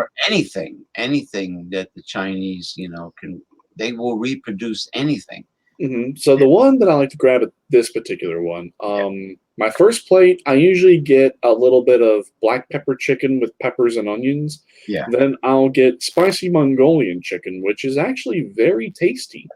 Then I'll get a little bit of their string beans or sautéed string beans. Then I get a little rice bowl. They don't have steamed white rice, which is kind of unfortunate because I think steamed white rice is better than fried rice. But I'll get one of the rice bowls, fill it up with fried rice. But to get the texture and the consistency of white rice again, I get a little sweet and sour sauce, and I pour it in the bowl, and I take my chopsticks and I mix it together. And then when I eat it, it's just like eating white rice. It gives it that stickiness back to it. Because when you fry the rice, it loses its stickiness, which is why fried rice is the hardest thing to eat with chopsticks. Well, one of the videos, the very pretty Asian girl was, I put it on the food group about how to make perfect rice. She says for stir frying, you should really rinse your rice at least 2 times, because as you add water to dry rice, the water gets cloudy. That's the loose starch, the loose carbs that are on the rice. And if you allow the starch to remain on the dry rice, what happens is when you go to stir fry it, like if you go to make fried rice, it clumps together. Mm-hmm. So in order to get your rice to stay separated in the wok as you're stir frying it, it's good to rinse it really well. Mm-hmm. Until the water gets almost clear. Get the starch off the rice, and then boil it. Mm-hmm. Stir fry it. Well, white rice and brown rice, if you steam it, you actually retain a lot of the nutrition because, rice has carbs, but it also has a lot of fiber in it as well. Well, brown rice is high in fiber and very high in nutritional value and all nutrients. Brown rice, forget it. Like if you eat jasmine brown rice or basmati, any brown rice. At Whole Foods, I get the organic Lundberg, California brown rice, organic. It's excellent. You can just taste the difference. And the Chinese make a rice porridge, which is like an oatmeal consistency that they give people that are sick. Or you can make it you can have make a breakfast cereal out of it. Isn't it kind of like hot and sour soup? No. It's like making oatmeal. It's just that you're using more water in relation to the dry rice. So Right. but when it's done, it's soft rice and it's got like a creamy oatmeal kind of texture. And you can, if you want, you can put cinnamon and raisins, whatever you want. You could like make it like a hot cereal, or you can make a soup out of it. It's called what the hell they call it again? There's an Asian word for it. But it's a method of rice preparation, just a variation. I like going to different Chinese restaurants. I mean, I think Japanese food tastes better because it seems like to me Chinese restaurants and Chinese food in general relies too much on sauces, whereas with Japanese, it really just relies more on grilling it, steaming it, and sautéing it just right. Oh, kanji is the word. Kanji. Kanji. Kongee. Kanji. So, It's a okay. porridge. Yeah, made from. So, as I was sitting down, I was eating with chopsticks. When you get the packet of chopsticks, it gives you like a pictorial diagram of how you're supposed to use them. But on this one, it actually gave a little interesting history behind the use of chopsticks and how they were invented. How old So, chopsticks is it exactly? so according to what it said here on the packet, is it was invented in the Shang dynasty in China when Confucius was still alive. So chopsticks were created as an alternative to knives at the dinner table because knives were seen as tools of aggression and that was not meant for dining. So, therefore, they changed it over to chopsticks. And they originated in China during that Qing dynasty and then it spread throughout Asia. To my knowledge, I don't think there's any Asian countries, at least in Eastern Asia, that doesn't use chopsticks. Well, my friend in Shanghai said to me that she has a problem using the stainless steel or plastic chopsticks because they don't have the gripping ability that wooden chopsticks has. Oh yeah, like bamboo chopsticks. Right, but the drawback to the wood is you have to wash them and dry them. You can't just, leave them dirty sitting in the water or sitting in the sink. You have to clean them and then let them dry. Well, I mean, you don't necessarily have to reuse bamboo chopsticks. I mean, a lot of times they're disposable anyway. Well, yeah, the ones I have uh, are nice. I know what you mean. I actually, the chopsticks they have at the buffet, they're they're in good shape. They're not like they don't splinter. They're not like real cheap. They're not great, but they're okay. And I bring them home, and I use them for many things. I use them to stir. I use them to flip over a burger. Bloop, flip it right over. I use it to beat eggs if I want to make an omelet. So I I use it for many things. Right. So the Shang Dynasty, from what it said, I believe it was like 1700 BC to like 1100 BC. So it's not been that long since the Chinese first started using chopsticks Yeah, and well, since chopsticks were invented. China's Chinese civilization is like 8,000 years old. Mm-hmm. What I hear. Now the I Ming mean, Dynasty, is that older than the Shang? I'm not too familiar with it, but I know there is a Chinese restaurant that used to be in Bristol up on the Tennessee side called Ming Dynasty. And that was probably the one that had the biggest buffet I have ever seen.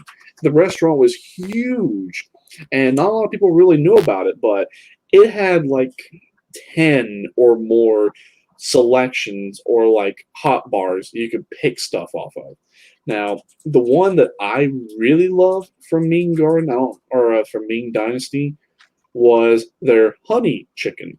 So what they would do is they would take the traditional chicken that you would make a sweet and sour chicken with, but instead of using the sweet and sour sauce, they used this special honey sauce and they would just coat it over it. And man, it was delicious. Mhm. Well, I think the Ming Dynasty is the most famous, well-known of the dynasties. I remember as a kid, rich people would have a Ming vase in their living room. You know, um, I have a replica of one that I could show you. You'll probably recognize it right away, but it's a replica. Actually, the difference between a Japanese and a Chinese vase, I have replicas of both.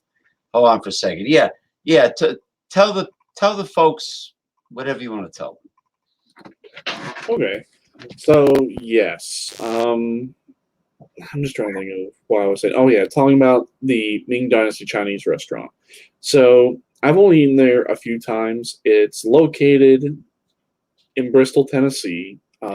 It's off of Volunteer Parkway. I can't think of the address right offhand, but yeah, they have a lot of very interesting concoctions of food like I was talking about the honey chicken. Oh man, oh man, oh man, that stuff was delicious. Mhm. But you could not eat it with your hands. If you did, your hands would get so sticky, it'd be unbelievable. Yeah. All right, let me show people. Okay. Now, believe it or not, well, no, wait a minute. This I found in a dollar store.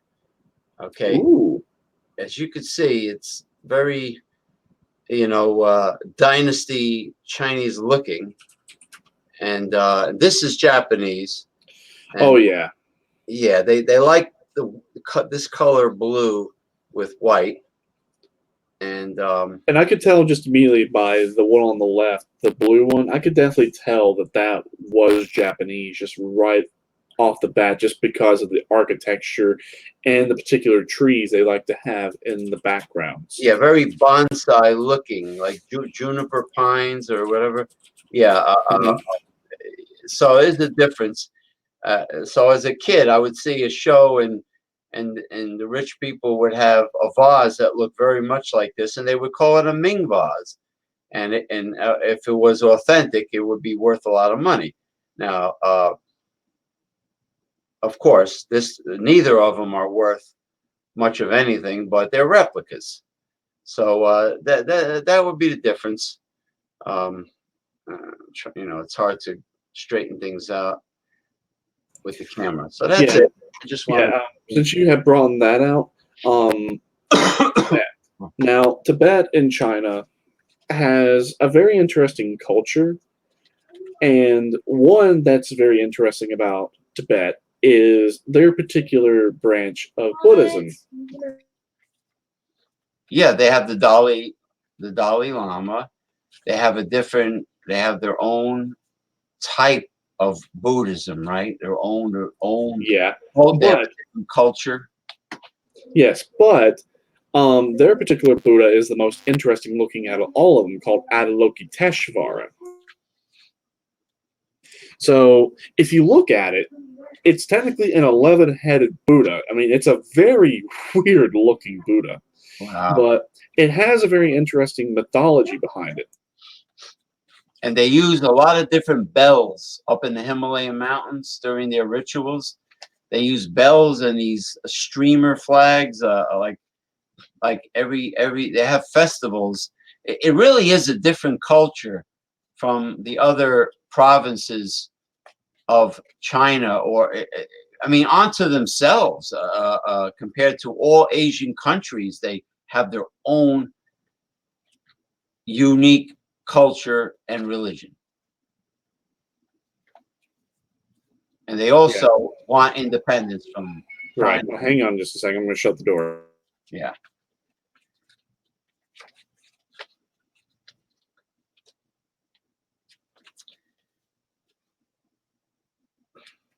Well, anyway, um, I want to thank all you viewers that are watching now and that will eventually watch. Uh, of course, all the spineless pussies out there that I sent an invitation to did not bother to show up.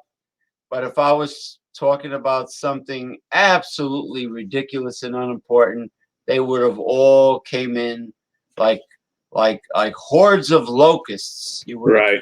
But yeah. So I was telling you about when I had to get up and shut the door was Bet, yeah. so the particular Buddha I was talking about, the 11-headed Buddha that's specific to Tibetan Buddhism, it's called Avalokiteshvara. Well, Avalokiteshvara is a very interesting type of Buddhism because it has the little Buddha head up here at the very top. That's head number 11. And then from there, it branches off into 10 other heads. And it's supposed to be talking about the other worlds. So let me pull up just a little bit of information here about it. Just give me 1 second. Yeah. Also, in Hinduism, in northern India, which is the Himalayas, also there was supposedly a war with some sky people that came down from the universe, and there was like what sounded like an atomic blast. I was watching a documentary about the about the beginnings of Hinduism, and it sounded a lot like a war took place between two extraterrestrials, the way they described it. So, you know, what you're talking about, the Buddhism of Tibet, and I mean, a lot of this is very much tied into mysticism. Right. So, You know, yeah, even the Aboriginal people, you're talking about like a 10 or 15,000-year-old culture in North. exactly. So, yeah, I've got the information pulled up here. So, it's the 10 worlds, and that 11th head is called a Bodhisattva, to where they have become enlightened and have become a Buddha, but yet they've come back into the world to teach the teachings of Buddhism. So here is how the breakdown of the 10 worlds of Tibetan Buddhism from Avalokiteshvara. So it is the worlds we are in, and they're also in ascending order. And it's also the degrees of free will, compassion, happiness, and also of one's particular feelings. So here is the lower worlds, and then it goes up to the higher worlds. So first world is considered hell. I know in Buddhism, um, it's considered a non-theistic religion because the debate as to whether there is not a God, whether there's a heaven or a hell, that's really not the centerpiece of the discussion. But in Tibetan Buddhism, the first world is considered hell. Second world is considered hungry spirits. Third world is considered animals. Fourth world is auras. Fifth world, human beings. Sixth world, heavenly beings. Seventh world, voice hearers. Eighth world, cause awakening ones. Nine, bodhisattvas. And world 10, Buddhism. So here's a breakdown of how they view every single one of these 10 worlds, just to kind of give it a summary. So the first world is considered hell, which is kind of odd considering it's supposed to be from a non-theistic religion, is says that the world of hell is a life state in which one is imprisoned by suffering and completely lacking in freedom. That living is itself pain, and everything we see is colored by our own unhappiness and misery. Okay, well, that's kind of core to the mythology of Buddhism, I guess. So, world number 2, hungry spirits, or the life state of hunger. It's a state where one is spiritually and physically tormented by insatiable craving. The world of animals, or the life state of animality, reflecting the ancient Indian conception of the nature of animals. It is characterized by foolishness in the sense of being moved by impulse and concerned only with immediate benefit and gratification. And also, in this condition, the ability to make moral and ethical judgments is lacking. Because the worlds of hell, hungry spirits, and animals are all representations of conditions of suffering, and they are collectively known as the three evil paths. Okay, I guess that makes sense. That's just a little bit of a different take on Buddhism. All right, so this is where it kind of branches off from Hinduism because Hinduism, in a lot of ways, has a lot of similarities as well as characteristics of Buddhism, but it just takes it from that perspective and just makes it non. What's the word I'm looking for? Oh, non-theistic. There we go. Had a little bit of a brain fart. All right, so now we're going to go into the world of auras. So the world of auras, or the life state of anger, is an obsession with personal superiority or self-importance, a tendency to always compare oneself to others and to want to be better than them. Another characteristic of this life state is also known as a perversity, or concealing one's true feelings in order to integrate oneself with others. So, Pavlanas and sycophants, as you like to call them. Your Pollyannas and sycophants, right? Yeah, okay. So now we're going into World 5, the world of human beings, or the life state of humanity. It is a calm, composed human state. People in this condition understand the principle of cause and effect and are rational enough to know the difference between good and evil. This state of life, however, is susceptible to negative external conditions and cannot be sustained without a constant effort towards self improvement and personal development. Okay, yeah, that's another one of the core teachings of Buddhism. So now we're going into World 6, the world of heavenly beings. So in ancient India, it was believed that those who performed great acts in their present life would be reborn as deities in the heavenly realm. Or they would be incarnated as like some variant of like Krishna, Vishnu, what have you. But in Buddhism, the world of heavenly beings or the life state of heaven, which, especially from a non theistic religion, but here we are talking about heaven, but we're looking at it in a much different perspective as compared to, the Abrahamic Western religions, is regarded as a condition of joy or rapture experienced when our desires are fulfilled. However, such joy is not lasting. It fades and disappears with the passage of time and the changing of situations. So now we're going to go into the other heavenly worlds, because now it says that this is the worlds from heaven to heavenly beings, the sixth paths, and are easily influenced by external circumstances, so these life states are not truly free or autonomous. So, in this instance, Buddhism encourages people to transcend the sixth path and develop a self determined state of happiness through Buddhist practice. Yeah, that's another one of the core teachings. So, now we're going to go into world 7, 8, 9, and 10. So, world number 7 is the voice hearers.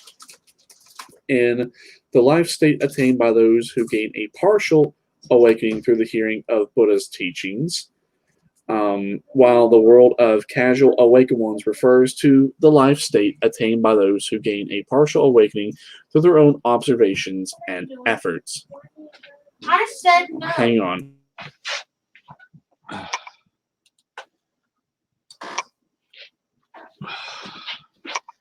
Anyway, sorry about that. So now we're going to pick up where we had left off. So these two life states are characterized by an awareness of the principle of cause and effect, and that truth that nothing in life is permanent. Yes, absolutely. I mean, to be honest, even if something were to be permanent in life, wouldn't that make life kind of boring, actually? Yes. So this is the basis for realization that attachment to various things is a source of suffering, and that to do away with attachment leads to liberation. Now, the limitation of these life states is a tendency towards self-centeredness and self-absorptions. Now, in the Mahayana Buddhist script, such disciplines or disciples were criticized by the Buddha himself for a kind of self-satisfaction that made them unwilling to extend themselves past the limits of their partial awakening to strive for the full enlightenment of Buddha. Okay, so now we've gone through worlds 7 and 8. Now we're going through the highest worlds, 9 through 10. So world 9 is of the Bodhisattvas. And Steely Dan did a song called Bodhisattva. I don't know which album it's off of, but yes, this is also referenced in popular culture, as I said, by Steely Dan. People in this world of Bodhisattvas strive to attain enlightenment of the Buddha, which distinguishes them, and it also distinguishes them for their aspiration for the enlightened life state manifested by their mentor of the Buddha, who works tirelessly to free people from suffering, and Bodhisattvas are characterized by compassion and altruism, and empathy for pain and sorrow of others, and a desire to help relieve them of that suffering and to also find joy. All right, so that sounds like a pretty good world, actually. So now last we're going to go on to the 10th world, Buddhahood. So lastly, in the world of Buddhahood, described as the most supreme noble state of life that a living being can manifest. It is not, however, a superhuman or supernatural state of being. The term Buddha means awakened one. When a Buddha is awakened, it is to the underlying principle of mystic law that all life possesses intrinsic, irreplaceable value, and that all living beings are capable of harnessing unique strengths and creating good within themselves and the environment. In other words, each living being in itself manifestation of the mystic law. Those who awaken to this and take action are based upon this are Buddhas. So that's actually a very interesting take. Yes, yes, it is, and I am very. Hold on for 1 second. I am very pleased that you educated our viewers about Tibetan Buddhism. I'm very happy that you read that because we did not plan to use this as one of our themes, but it is most definitely connected to mysticism, and it is New Age. So I'm very pleased that we spontaneously brought this onto the show. And I mean, if you have any other enlightenment about Buddhism in general, or if there's something to say about Hinduism, I know they have like tens of thousands of gods and goddesses and demigods. Right. I know that. Maybe you're more aware of Buddhism than you are. Even though I'm not religious, I'm agnostic atheist, but in college I did take some religious classes. Like we had religions of the world, and it was a very interesting class that we had taken. I took it. What semester did I take it? I know they offered it in 2 different parts. Part 1 was a brief overview of all the different religions of the world, where he went back to the inception of religion when man first created religion, all the way up to modern day religions like Santeria and a few other various religions like that. But like I said, it was a very brief overview. So yeah, we talked about it and we talked about the basics, and then we just go on to the next religion. Now, I took a part 2, which went through the same things as part 1, but then we went into more of the nitty grittiness of all the different religions. And my professor, I'll never forget him. His name was Dr. Graham Mitchell. He is a very well-educated man. He had a PhD in, I think, ministry, but he was a very well-educated professor. But whenever he taught, he wouldn't teach it from a left-wing or right-wing perspective. It was purely an academic perspective. Like, here's what it is. Here are the facts. Whether you like it or not, that's really irrelevant.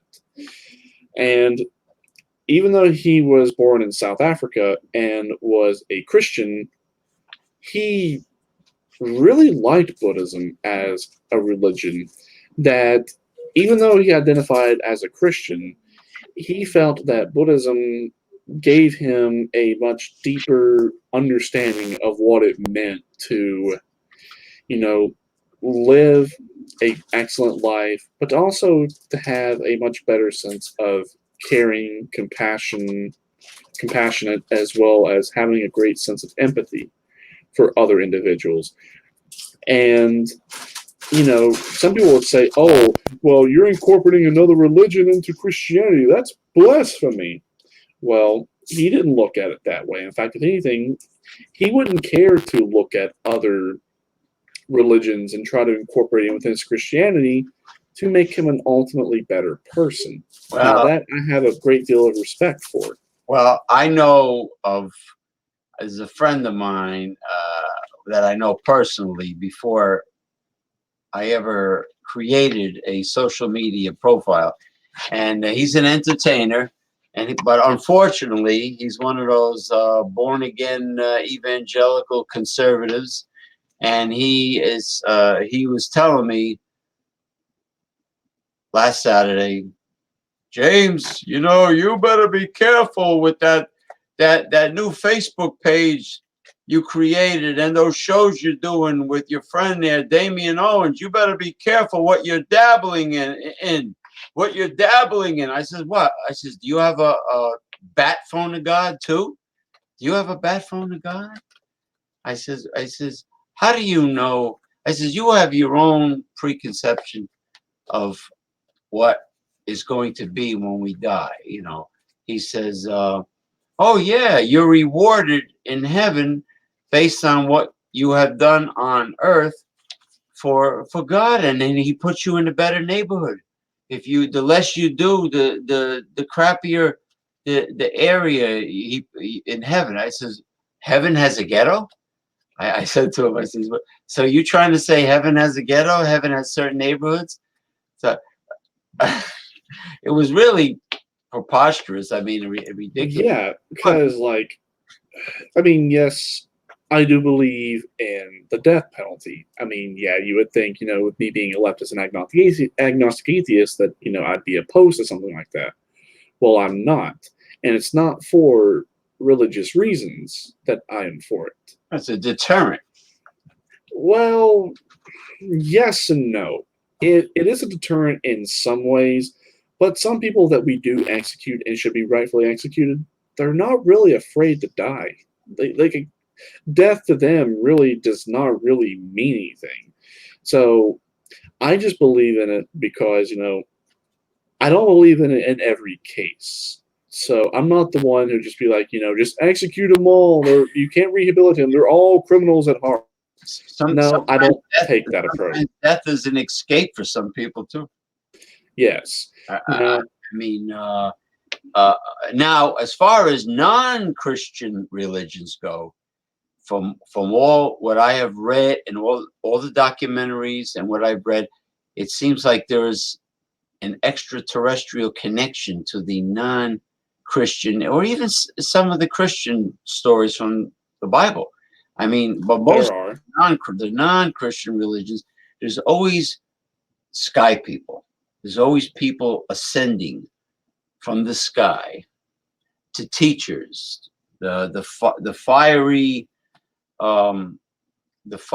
sky people that came down riding on a fiery chariot or whatever, however they described it. Regardless what part of the world they're from, there's always people from the sky that came down to teach us things. And of course they made the first God was the sun, because that's the first thing they saw. That blinded the hell out of them if you stare at it. So then there's the moon, the goddess of the night. They made the moon the goddess, and then all these fiery beings that came down to help them and teach them. The Joker from Batman is going to be a guest. The Joker is going to be a guest on the show. Or it could be the Riddler. You never know. Yeah, I'm glad you brought that up because I'm trying to think of the best way to describe it, but to kind of finish what I was telling you about the death penalty. So, in some cases, yes, it is absolutely necessary because there are some people that you cannot rehabilitate. They have no remorse for their actions, and they never will have any remorse for their actions. So, why spend the money to try to imprison them? Try to give them 3 hots and a cot and rehabilitate them. I mean, you're just wasting your time and you're wasting your money. So in that instance, get rid of them, execute them. Yeah. And I'm not for, as George Carlin said, the soft executions like lethal injection. I know George Carlin got a little creative with his death penalty ideas, but you know what? I know how you can streamline executions to where it's not cruel and unusual, and it saves money and ultimately time. Well then, what about death by pickling? As long as there's laughter, a slow death by putting him in a vat of vinegar and pickling spices and pickle the crap out of them, marinate them slowly, like see what effect, see what vinegar does to meat. Let's see what vinegar will do to a live human being.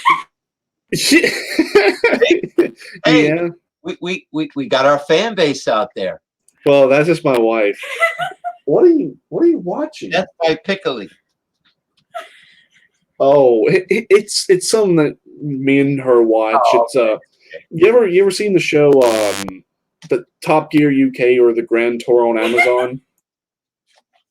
It's a car show. It's about three guys. They're from England: Jeremy Clarkson, James May, and Richard Hammond.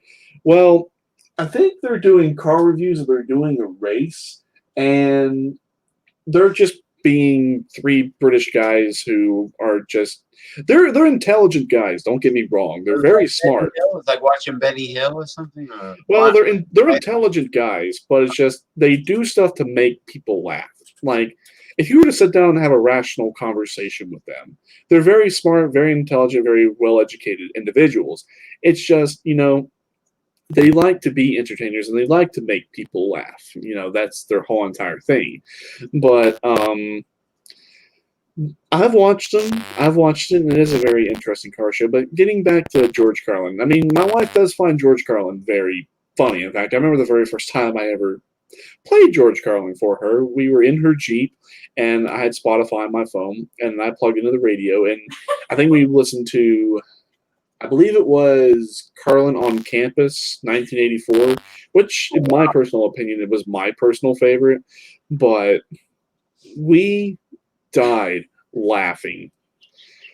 And just some of the funny ideas that he does come up with, they're funny.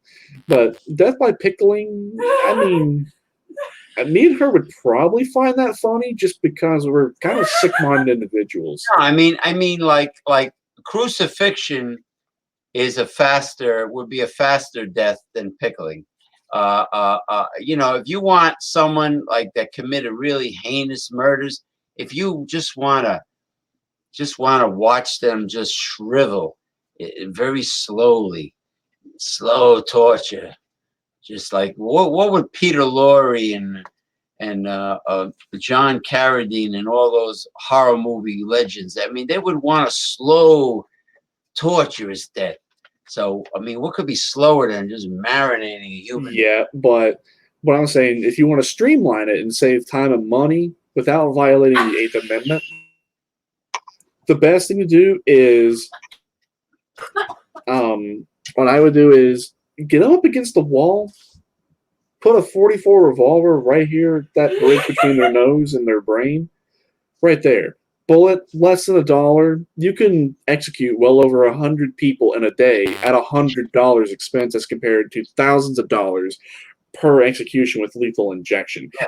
And it's quick and it's painless and they don't feel a thing. So therefore, it's not cruel and unusual punishment. In Nazi Germany, there was a specific person who invented the German version of the guillotine, and he created this portable guillotine that could be transported, by motor vehicle, and he used to make house calls, and he would execute people with this special German guillotine that was supposed to be with a heavier blade that came down faster, and it was sharper, and it was a vast improvement over the French guillotine. But the Germans do everything great. It was this was his job, is to come and execute people, and even putting them in this special German guillotine was fascinating. It was like they would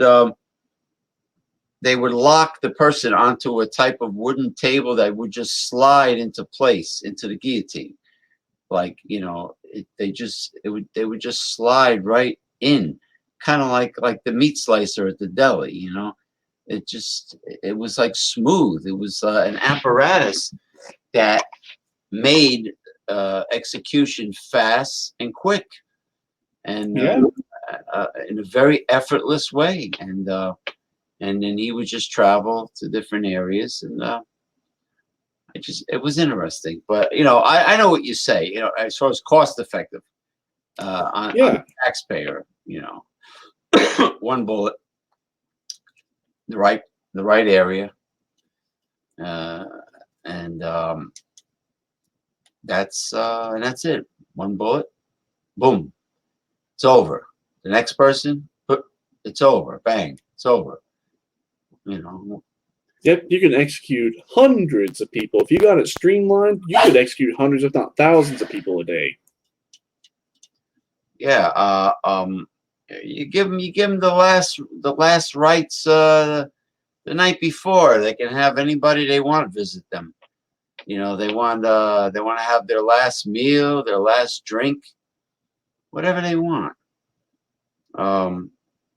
I remember on the TV series The Sopranos, before they executed his daughter's boyfriend, and they had just cause to do so. He was fraternizing with the enemy. So he says, "You have any last requests? You want anything special to drink, to eat?" The guy says, "We got diet soda." He says, "You want diet soda as your last drink before you die? You want diet soda?" Tony Soprano, say, "You fucked up or something?" Oh, Tony Soprano. Yeah, you want diet soda? That's your last drink? Just oh man. Well, let's see here. So, wow, it's almost 1 o'clock. Yeah, we pretty much covered a lot. We didn't get visitors with personal questions, but there's always time for that. Well, there is one additional thing that I do want to talk about, and it's with the third eye. So here's something very interesting about the third eye that I discovered, and this is a very personal experience. Mm-hmm. And now you're going to think this sounds weird, Mm-hmm. but you could actually have a full-blown conversation with your third eye, and it will actually talk to you and respond to you and answer your questions. Interesting. However, this is where things get a little freaky. So whenever you are conversing with your third eye, whether you're just talking, or whether you're wanting a question answered, or like it might be when I'm doing a tarot reading, or if I'm doing anything like that, it's almost kind of like you go into like a schizophrenic type state, because your third eye is conscience, and it has its own subconscious, and it also has its own state of awareness as well as being. But whenever you are interacting with it and it's conversing with you, it's you, but it's a much different you, if that makes any sense. So it's in your particular voice, but it has a much different tone and demeanor.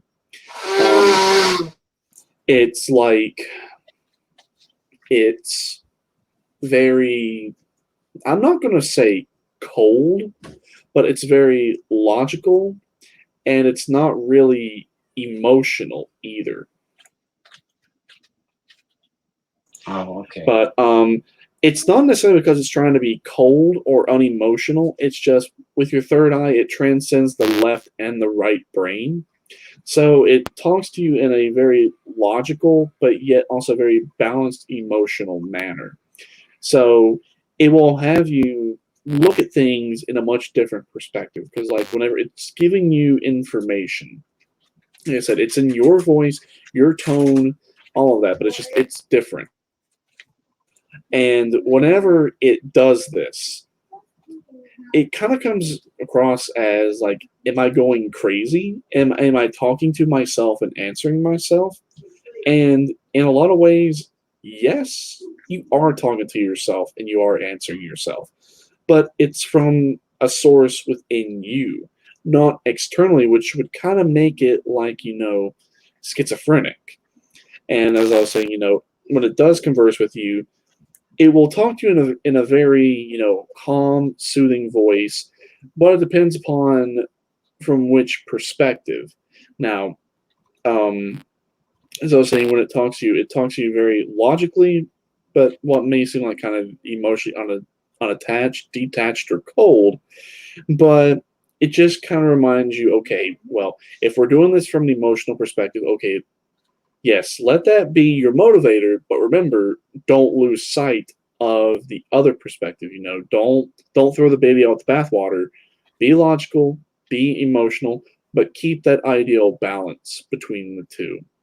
And whenever you look at things in a perspective like that, when you're logical, when you are logical, but you're also creative and emotional about it, you would be amazed at what you could think of and what you can accomplish when you do it. And this is not me saying that, this is something that only I possess. Anybody and everybody that is a subconscious and conscious human being has this. Now, where it gets a little freaky is they've actually done studies about the third eye, and they do acknowledge, yes, it exists. But in order to get your third eye unlocked and to use it, your brain produces natural DMT. You ever heard of that? You said DMT? Yes. So, Not aware of it. DMT, when it's chemically or artificially made in a lab, it's kind of like a hallucinogenic drug. But when it's produced by the human brain, there are several different ways that your brain can produce it. Unlocking your third eye and using your third eye is one of those ways that it can be manifested in the way it can be used. Now, other times that it actually becomes utilized is when there's extreme euphoria, meaning extreme pleasure and happiness. Yeah. But there's also the other end of the spectrum. There's a lot of extreme depression and not so unhappiness. And then lastly, the final time that your brain produces DMT is when you're having a near-death experience, or you're actually on your deathbed and having a death experience, and you actually are going spiritually, physically, all of that. And it's very freaky. And I will say, when you do it for the first time, it is very weird, but it's not something you should really be afraid of, because in a lot of ways, it helps you understand yourself, but also helps you understand your environment. Because, for example, whenever I did it to do self-exploration, unlocking the third eye for self-exploration, to better understand myself and to understand who I am as a conscious and aware human being. So I found out a lot about myself. The good and the bad, the indifferent and the in-between. And the biggest thing that I learned about myself was I am the good and the bad of my mom and dad. Whether I want to acknowledge it or not, I am. And in fact, all of us are. Now, there may be more one-sided, like you might act more like one parent as compared to the other, but still, the two of them created you. So therefore, there's always going to be a part of them that is always going to live on in you, and it's also going to be passed down. That's something that's just, it's not negotiable. That's just the hard reality of it. You are the good and the bad of your mom and dad. Okay. So to some people, that might not sit very well with. It didn't sit very well with me at first, but then I just realized, you know what? What really is there anything I could say or do that's really going to change or really make this any different? Nothing. So that's why I've just decided, you know what? Okay, it is what it is. So whatever. Yeah. Now, the next thing I learned about our world. So now we've gone from internal exploration. Now we're going to looking at outside of us, at our environment, the world around us. And you find very quickly that our society that we live in is very left-brained. It's not even really all that great in the left brain, that the way our society is and the way most individuals function. No one wants to really look at things. No one really wants to analyze anything. No one wants to be creative. No one wants to be artistic. No one really wants to, shake things up, have variety in their lives. The life in itself can be very dualistic in nature. Don't get me wrong. I mean, it's what you make of it. I mean, yes, you can make your life a living hell, but you can also make your life a living paradise. You can make that for yourself as well as other individuals. But with that reality in mind, when you see the world for what it really is, I'm not to be a hippie or to be like a hippie liberal type, but it's one thing to sit there and analyze and understand things. Definitely that's the biggest first step in anything you want to do. But you also have to be willing to take the second most important and biggest step. And that means actually manifesting that idea and making it a reality. It's not just going to happen by itself. I mean, if we really are going to change the way that we are as human beings, the way our society and the way our world is, it's not going to just change by itself. Because once something starts, it's just going to keep going the way that it's been going. And until something comes along and changes it, that's just how it's going to be. With Donald Trump being elected, and the 2016 election being kind of a pivotal but also critical election. And now we saw what happened when we took this path. Even though we're not too far along down this path, it's not too late to make that change. The only reason why that happened was because people are just so disenfranchised. They're so pissed off. They're so angry, but yet they're also very confused. And that's what led to Donald Trump being elected, and why now our society is becoming more toxic, it's becoming more dangerous, is when you have this mixed bag of emotions and you don't know how to direct it and direct it correctly to where you could change the problem to where you're not feeling this way. This is the kind of shit that happens. Because as you said, Americans, they're at the end of their rope with everything. They're at the end of their rope because they're tired of being overtaxed, seeing no benefits of their taxes being raised. They're tired of their tax money being spent unnecessarily. They're tired of all the racism. They're tired of all the xenophobia. They're tired of all the bigotry. They're tired of so much shit. And it's come to a boiling point that really we're so pissed off, saddened, and confused that we really don't know how to fix it.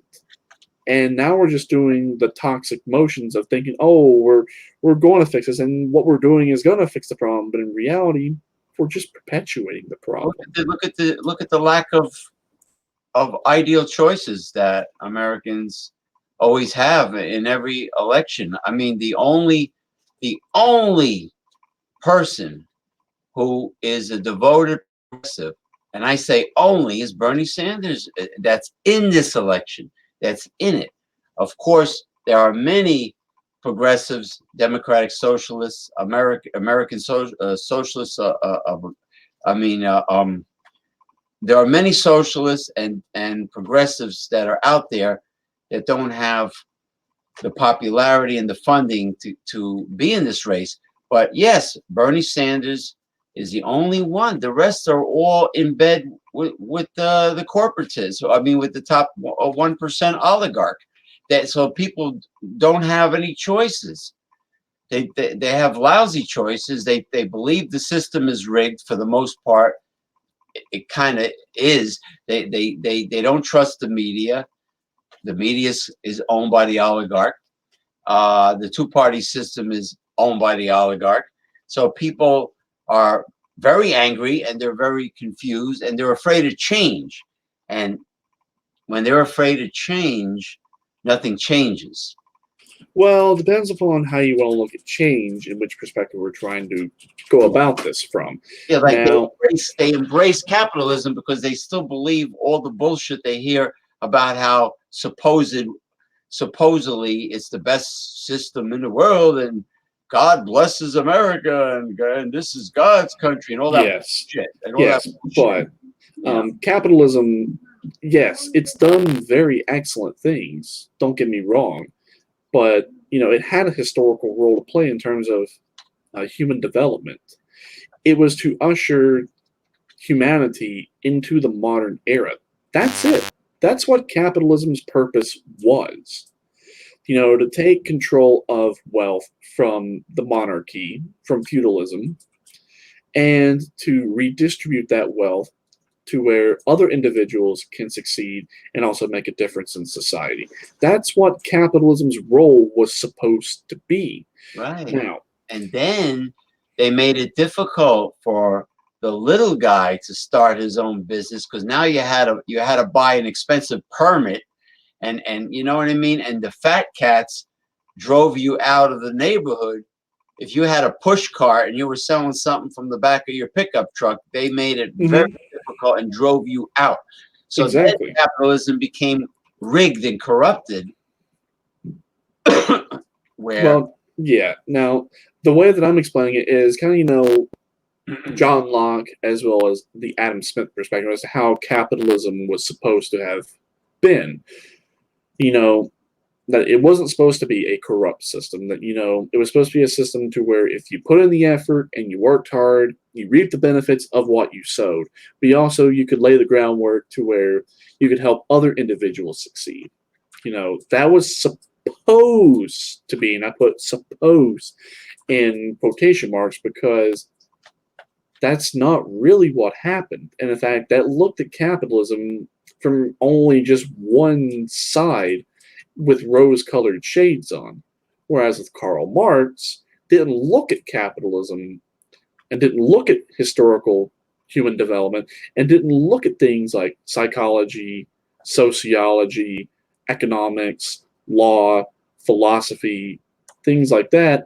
He didn't look at it from a rose-colored shade perspective. He just looked at it for what it really was. He broke it down to the most finite degree and analyzed it and rebuilt it to what it really was. So, are you familiar with a man that pretty much felt that greed was a virtue by the name of Friedman? Milton Friedman? Milton Friedman. Milton Friedman is... he's a right-winger, and I don't really pay too much attention to him, but there's one thing that people do not want to acknowledge about capitalism. And I don't know if, they're just deliberately not seeing it, or if they are seeing it and they don't want to take the rose-colored shades off to look at what it really is for what it really is. But as I was saying, capitalism has produced great things, but that's only one side of capitalism. So, yes, it's produced some of the richest people in human history. But you know what? It's also produced some of the poorest people ever in human history. Yes, it's created excellent living conditions beyond anything we've ever seen at any point in human history. But at the same time, it's created some of the worst living conditions that we have ever seen in human history.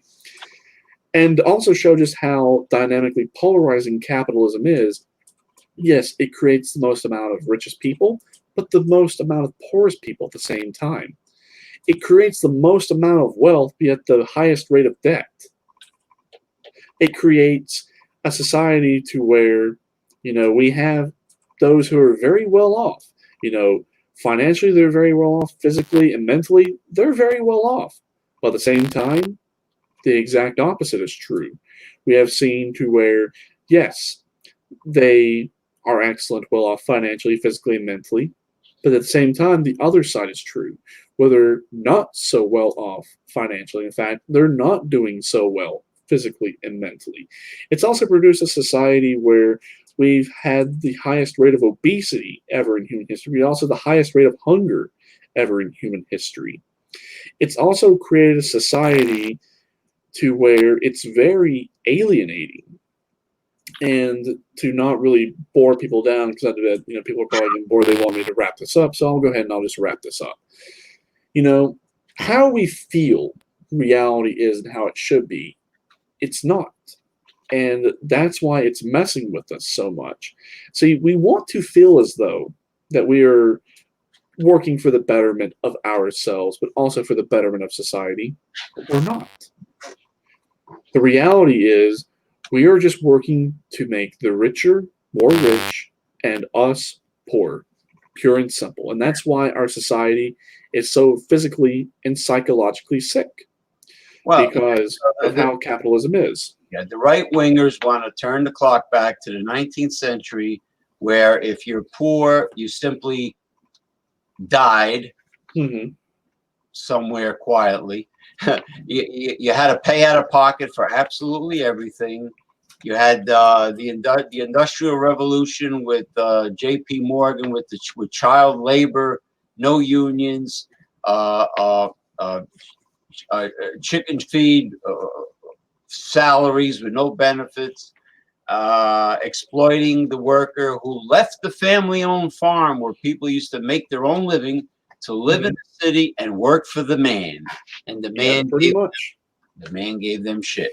So yes, that's why our society is, and the way our world is today is capitalism just being capitalism. I mean, I guarantee you, if we got rid of capitalism worldwide, got rid of it completely, it was a one world socialist world where that is a system of government. No matter where you went, it was the same. You know what I guarantee we could fix a lot of? Probably won't fix it 100%, but we'd be able to get a good grasp on it and see exactly what would need to be fixed in order to fix our problems. We would be able to fix things like race relations, to where we're not being pitted against one another for the man, or we would not be pitted against each other just because of virtue of race. And what about healthcare? People would not have to lose their life savings if they got exactly. Now, according to Karl Marx, and the way socialism is really supposed to be implemented, not through the rich paying their high taxes, by overthrowing them, seizing their money, and then redistributing it among what it needs to be redistributed among, like, I don't know, healthcare, education, infrastructure, jobs, wages, things like that. That would be a much better job, but we'd be able to take care of race relations. So that way, we're not pitting against each other to work for the man, or to say, oh, well, therefore I'm a white male, therefore I'm better than everybody else. That would be gotten rid of. That would be an old, obsolete perspective of looking at each other.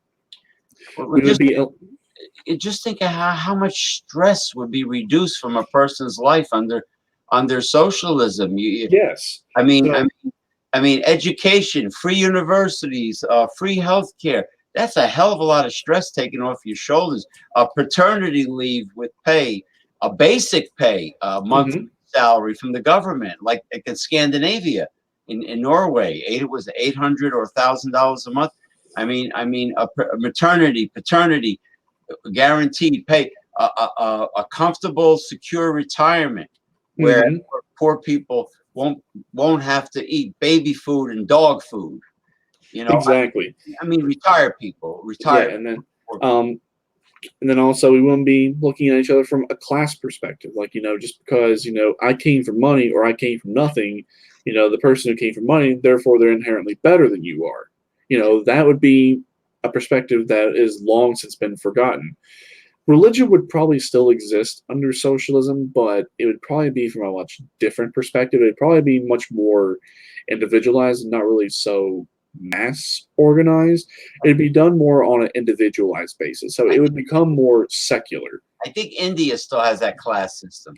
Well, the caste system. Yes, yeah.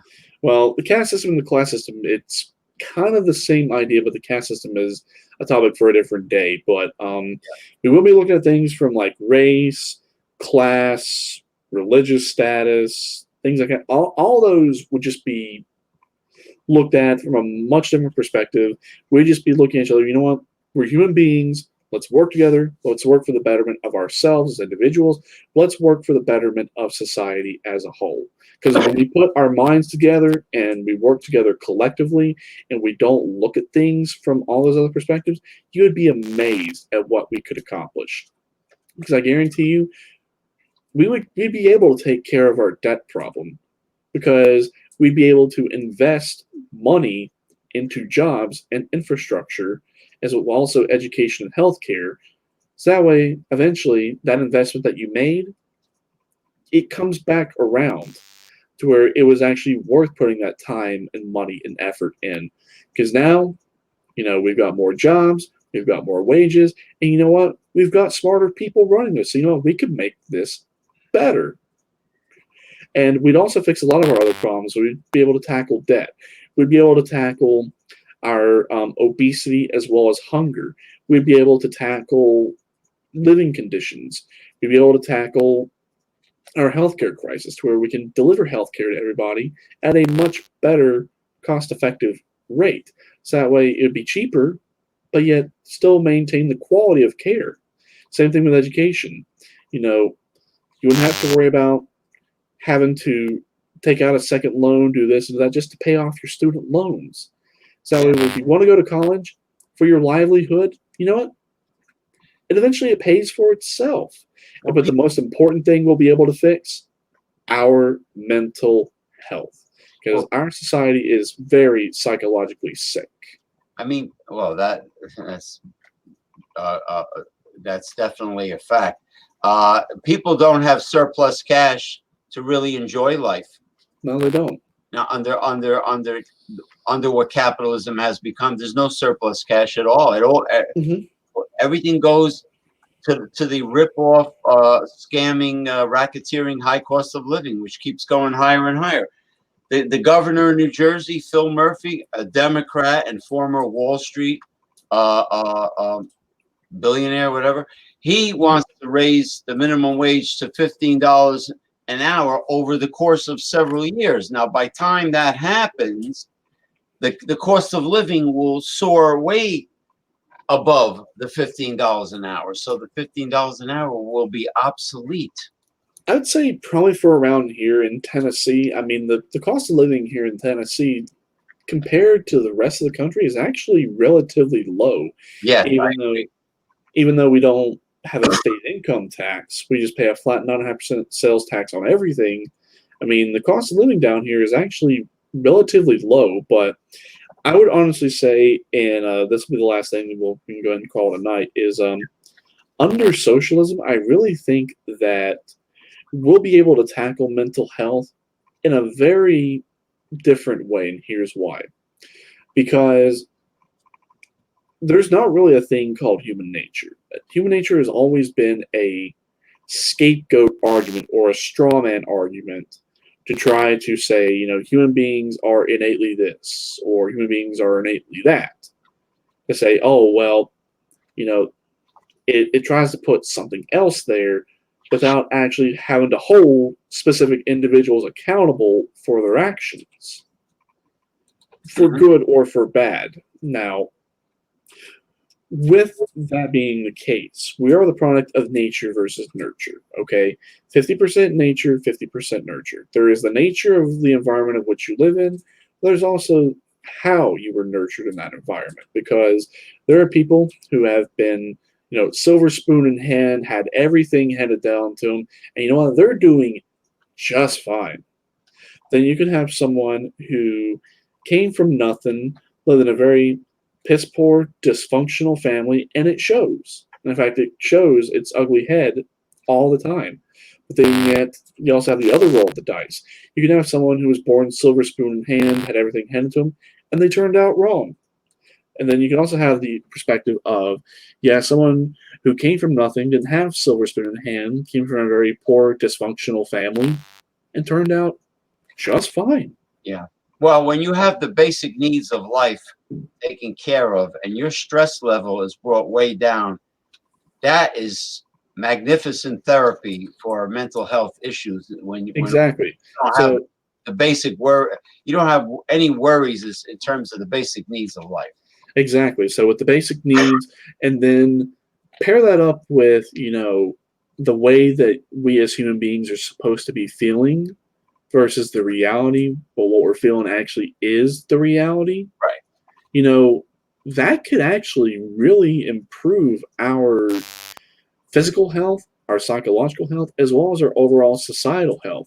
And I really ultimately think if we were to try something like this, our overall violent crime, by any means, whether it's gun violence or whether it's violence from other means, I guarantee we'd see it go from here to way down here. Will it be gotten rid of?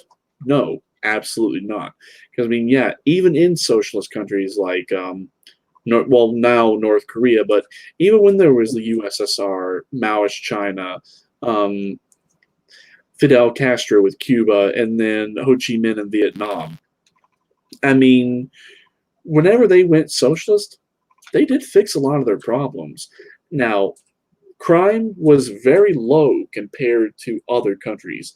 So, yes, crime still did happen. I'm not saying that, it's utopian, it's a paradise, that, it's all going to be flowers and sunshine. But compared to the way that it is now, huge, drastic night and day difference. Oh yeah, without a doubt. Because most violent outbursts and mental health issues are stress induced, and in the United States, with the racketeering, cost of living and the basic needs not being met because we have to pay out of pocket for every damn thing, and go broke doing it. This is the reason for it all. But anyway, listen, thank you everyone for watching. It has been a long show, but it is the end of the tarot card series, so it deserves extra attention. Now, Damien, if you in 7 days, if you can come up with a theme for the next show that where we can really sink our teeth into, and you can narrate in detail. If you come up with a good theme, let me know, and then privately, and then we'll do it. But because otherwise, that's all we have is to just search for a new theme. Otherwise, unless based on the series, we start getting people requesting your talents and with their personal problems, with the tarot card readings, and plus inquiring the copper divining rods. That's all we really will have is specific theme shows. Okay. Well, I guess we can wrap it up because I do want to ask the divining rod some additional questions off air. Off the air. Okay. Yeah. All right. So, okay, folks, until next time. Until next time. Don't forget, go to Facebook page that you see the link right below in the scrolling marquee. New Age Mysticism and Healing, and also progressive discussions as seen on the web all over. Go there, click like, and subscribe. Yeah, and then of course you can check out my gaming channel, Metal Rocker 94. Check out Damien Owens' gaming channel, like he just said, Metal Rocker 94. Yes, and then once my other channels go up, I'll post them whenever. Yeah, but if you have any requests, like not like an in-depth lifetime, nothing long in terms of a tarot card reading, but if you have a specific problem in your life, something short and targeted, send me a message. You can send a message right here to me privately, here on YouTube, and then your name and where you're from. And I think it will be best if you joined us on the show if you have a special problem to be addressed. It's better that way because then we can communicate back and forth with you. But anyway, take care. Bye bye. All right. Take care, y'all. Bye bye.